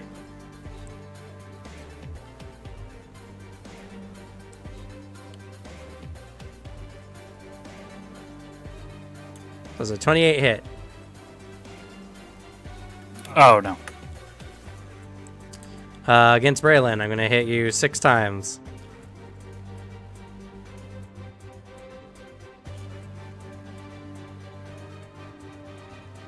Does a 30 hit? Nope. Cool. Does no damage to you. Last one. Running over here and hit scary little flower girl. You have a +1 status bonus to your AC. Don't think it'll be a problem. Miss. 31 does not hit. Nope. AC with +1 is a 34. They don't have a chance of hitting you guys. My. Teehee. So I have an attack that can hit 2 at a time, yeah? Do you? Let me see which one. I have so much shit.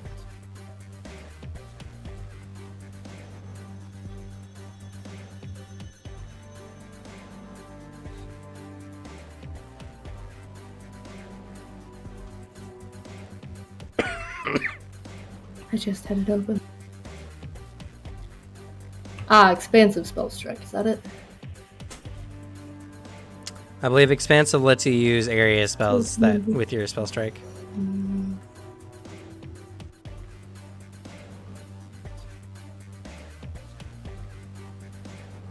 I have something that gives me the ability to attack 2 things. Is it spell swipe? Aha! It is.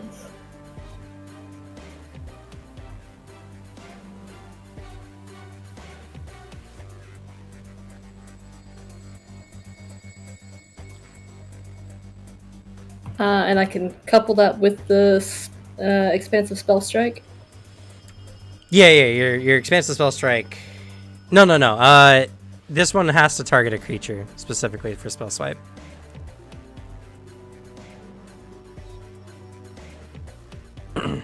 If you use expansive spell strike to spell strike with an area spell, apply the areas described in expansive spell strike, choosing one of the creatures you strike to determine the area. Oh no, you can't use it. Oh, it mentions it specifically. Oh, okay. Yes. Okay. Let's see. Must be within your melee reach, Jason. So they have to be adjacent to each other and within your melee reach. And let's see.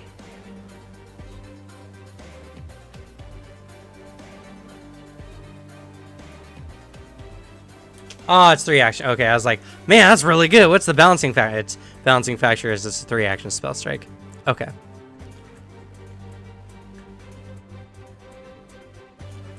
So which spell are you spell striking with? And for spell strikes, it does both the spell and the strike, or does it just give me that damage type? It does a strike, and you strike twice, which hits and does damage, and then you also apply the spell to each target. Okay, cool. You're charging your weapon up with your spell, and then you're unleashing it. I think the only one you have that's viable is Grim Tendrils. Or Prismatic Spray.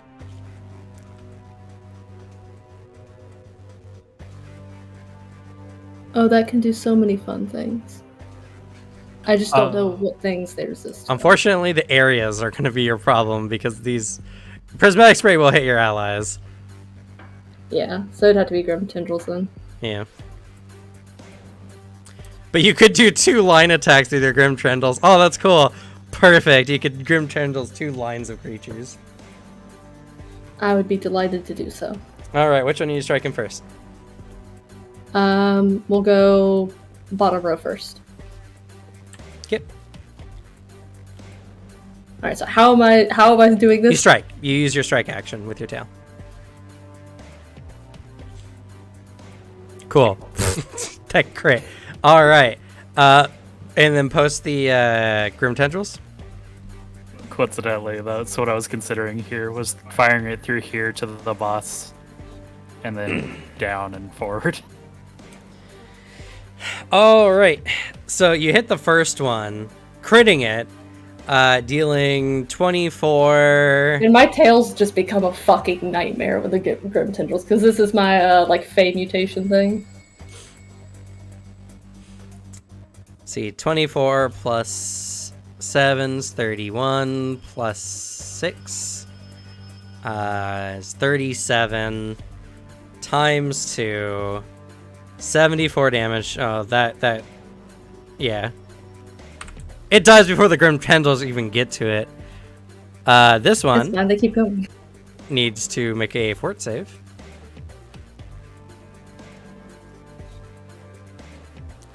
Crit fails. It takes... Oh, that spell's not heightened. Let's Oh yeah, that see should be casting here. one higher. Yeah. What's your spell level, max spell level? 8. So you'd be rolling 14 more d4s. Should I change its base level up? Yeah, well, I don't think changing the base level on the thing actually changes it. Just change it to 14 d4 in the damage. And then just roll it again. Since you didn't even do 10% of its damage. Ah, I see. That's a lot more. 43 negative damage. Okay. Much better. Jeez. Alright. That's... Does the bleed damage change? You rolled so Other many better. 4s on that. Holy shit. Yeah, your persistent bleed damage is, because it critically failed, it's gonna bleed for 16 damage around. Grim Tendrils is terrifying at this level. Alright, go ahead and strike this upper go now.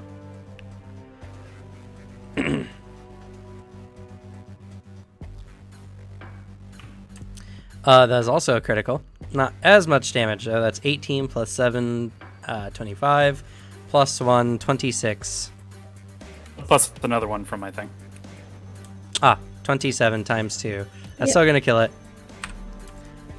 And this one's going to have to make a fort save.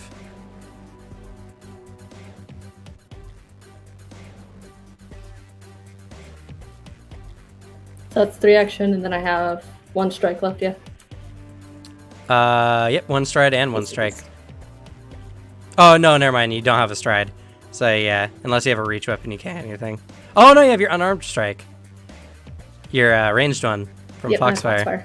Yeah. It Um, failed the check. It did not crit fail, though. So this one will only take... did not crit fail, though.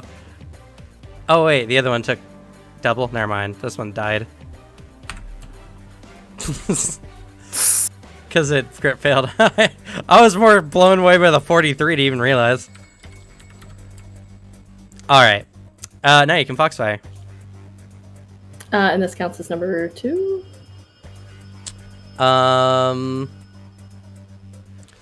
This counts as number 3 because you're actually, I think Swipe mentions each attack counts. 1 second. Let's see. A spell swipe counts as 2 attacks. Yeah, this would be the -3 or the number 3 one. Miss. Oh my god, he might live. Braylon, do finish the job. Yes! There's I a will, very pretty gold and red gold fire that flicks over there for a second, though. I will leash my powerful attack. You can do your buzzsaw strike. Oh no, power attack. Oh, okay. yeah. Just flex on the fucker. Yes. Send it back howling. And you add two extra dice on top of it. Nice. So you can power attack it or buzzsaw strike it. Buzzsaw strike isn't super great, but it is flashy as fuck. If you actually click the item in your inventory, it'll have the buzzsaw strike in there. I figured out where the D4 is from. What's it from? It does, because it's brilliant, it does an extra D4 fire damage, but it also does an extra D4 good damage against demons and positive damage against undead. I do not see that. I have Brilliant Rapier right here. It's in the brilliant thing in the description of it. In the description of it. Oh, Brilliant is a trait. Oh. Which I don't know why it's in the description. Yeah, that's very interesting.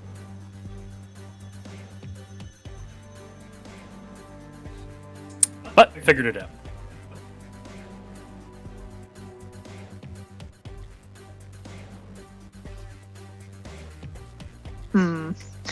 Screw it. I'll just use my... Oh, sorry.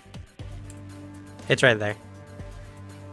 2 action, you hurl your axe, it flies at a great speed, doing a 120-foot line and requiring a DC 34 basic reflex. That's what I was talking about. You can, of course, just strike the creature if you so choose. Okay, I'll strike it. Why not? Alright, power attack, go ahead. Oh, with my great saw axe, right? Or... Yeah. Whoa, I'm tired. Okay, perfect. Alright, that's I a need you 44. to roll 2 more D6s, it looks like. No. 2 more D8s.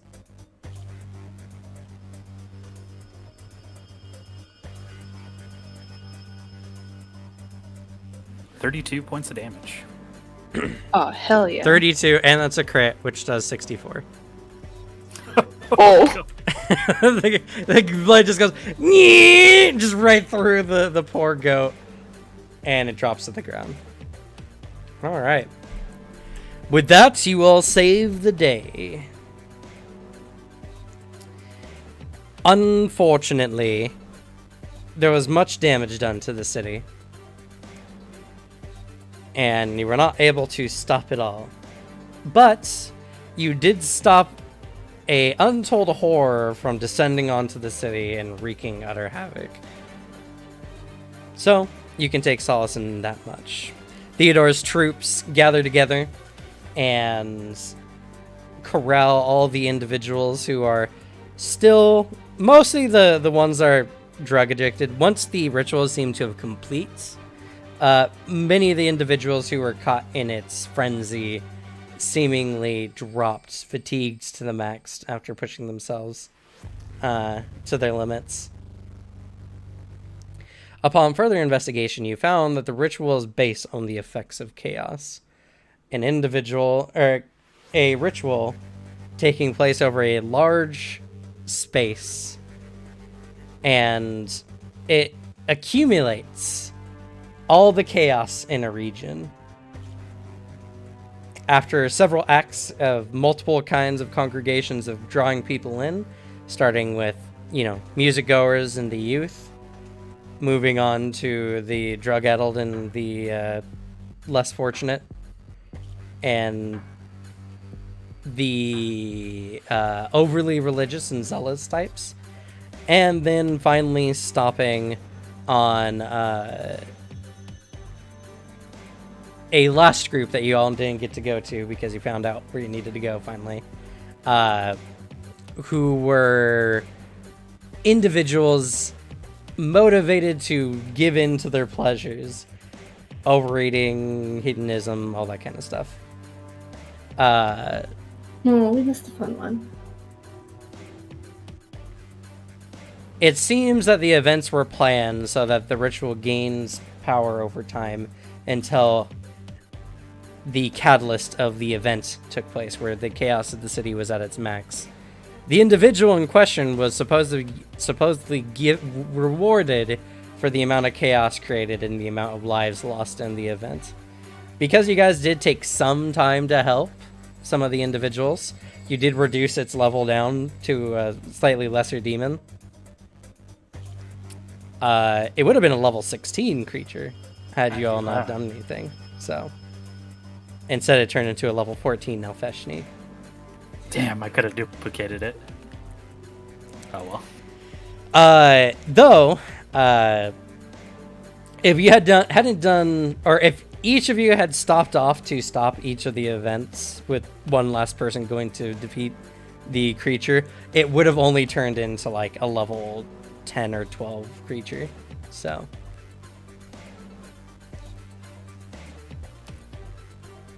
that still would have been rough because you would have been taking on the lackeys and the level 10 creature. yeah, the lackeys also would have upgraded. They only upgraded a little bit, but they would have been like, I think, level 8s rather than level 5s if you guys didn't do anything. So would have been pretty rough, but nonetheless, you all got your chance to live the limelight, play some heroic characters, and kick some major ass. Holy shit, the damage that you guys are doing. You guys aren't even kidding out. Each of you got like between 1 and 3 magic items, and that's it. I only have one. Imagine what would have happened. Fucking Veil dropping 184 damage on the boss. Jesus. I love told that. you, my build is, I wouldn't get close if I were you. Oh, you got too close. And then Suzanne smashing for another 100 points of its health. Good I lord. punched the shit out of it with that spell. It was just the perfect spell to have. I didn't even get to use my really fun strong spells.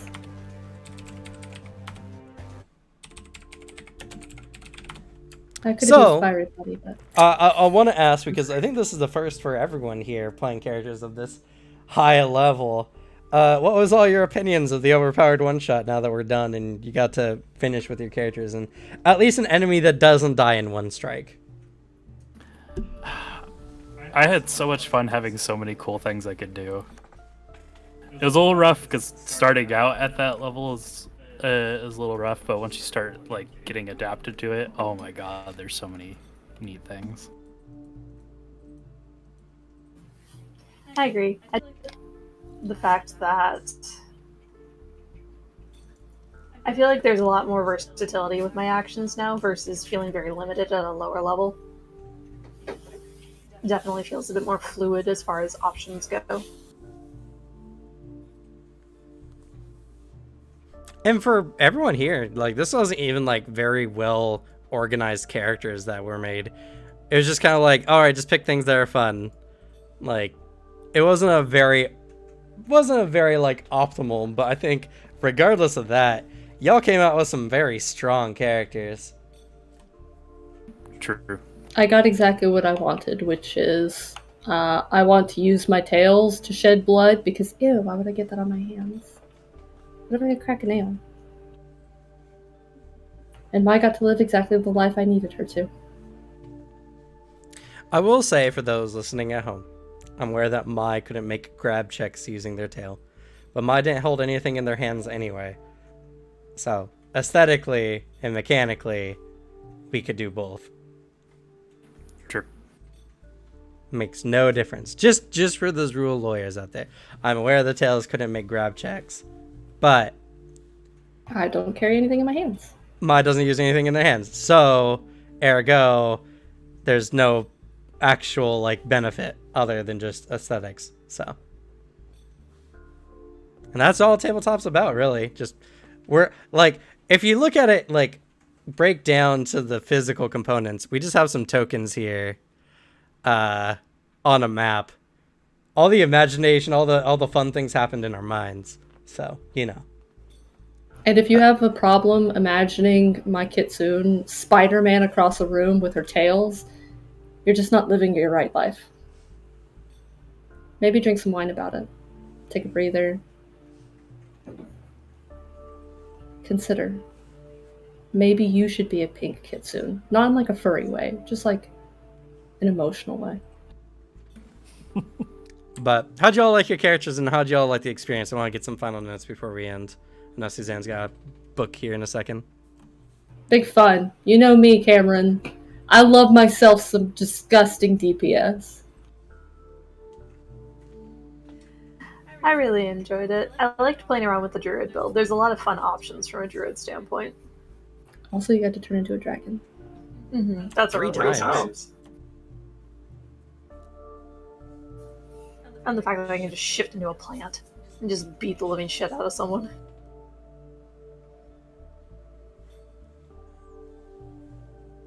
How about you, Alicia? Oh, I freaking loved it. I never expected to make Braylon like a freaking vampire dad, but I did. It was unexpected and it was awesome. And everybody else's characters were really cool too. I love Braylon. What a great dad. We stand Hawaiian corgi shirt vampire dad. Hell yeah. Who in a moment's notice, as a reaction no less, can just don all armor and shield. Demon armor, buzzsaw axe. You had a Medusa shield, I believe. Yeah, it goes from fucking Hawaiian shirt, sandals, and some khakis to just full kitted out death on legs. You hear female music in the background. It's fucking, shit. What's the name?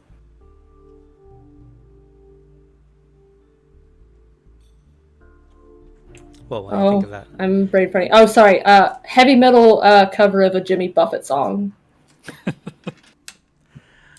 And then last thing, how'd you all enjoy a one-shot where there wasn't really any chance for you guys to fail any of your checks? In fact, most of the time you crit everything you do. How'd that feel? It's so nice to not feel fear. But I want to go back to trauma.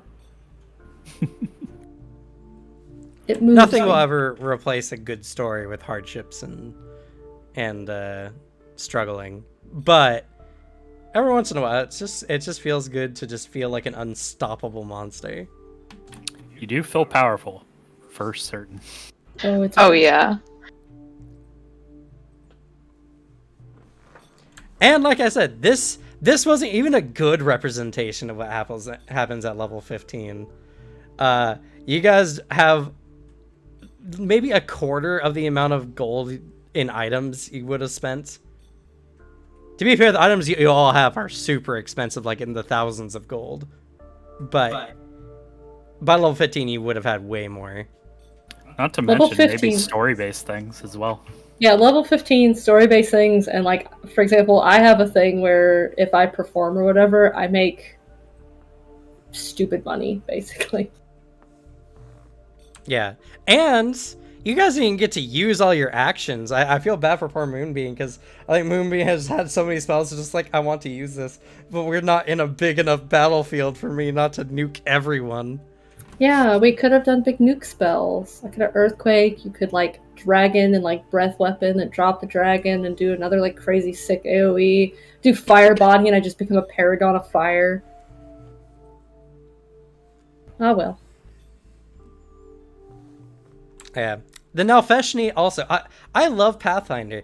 A lot of the demons that we've gotten to use so far feel really fun to use as a DM as far as like the kinds of actions they can do and things they can bring. The Nalfeshni is an interesting one because it targets your weapons and makes you like grab onto them thinking it's trying to take them. That avarice kind of action causes you to be sickened by the effect of it. And you're under the effect until you either drop the item or until you make will checks, not fortitude checks, to get over the sickened condition. I would like to say, rather than greed, mine are attached to my body, and it would be pulling me to it. Well, you have Ooh, I touched hand wraps wrapped around your hands, Yeah. so. I mean, they're fixed. They're normally not just like hanging out chill. No, but it's magic. They could have been unwinding or whatever. It doesn't matter. It wasn't actually bringing it. Oh, to yeah, it. yeah. No, it was I get you. evoking avarice. And the funny thing too is, you all said it. You're just like, no, fuck no, he's not getting my item. And I'm just like, yep, that's exactly why the spell fucking works. It does exactly as promised. All right. Well, we got some players who need to leave here, so we're going to go ahead and end for today. Thank you all so much for watching. If you enjoyed the one-shot, please let us know in the comments. As well, subscribe and or follow to see more amazing types of videos like this. I like having a channel that has a good amount of, practical knowledge in the sessions we make, as well as, live play content so you can see everything I talk about, like, done in person, so you can see how different people play the game. And also, it's like, we're not celebrities. We're a lot more relatable than, like, Critical Role. Even though I love Critical Role, don't get me wrong, you can't expect that level of quality and content from, every table. So this is the kind of content that you can expect from a pretty decent table, I might add. A lot of these players here are really good. Some of whom I've been training for years. Others, less years. But still years. And, I hope you all enjoyed. With that, we're going to go ahead and end for today. Thank you to my players for being here and role-playing with me. And let's go ahead and say goodnight. Nighty-night. Ciao. Good night. Good night. Good night.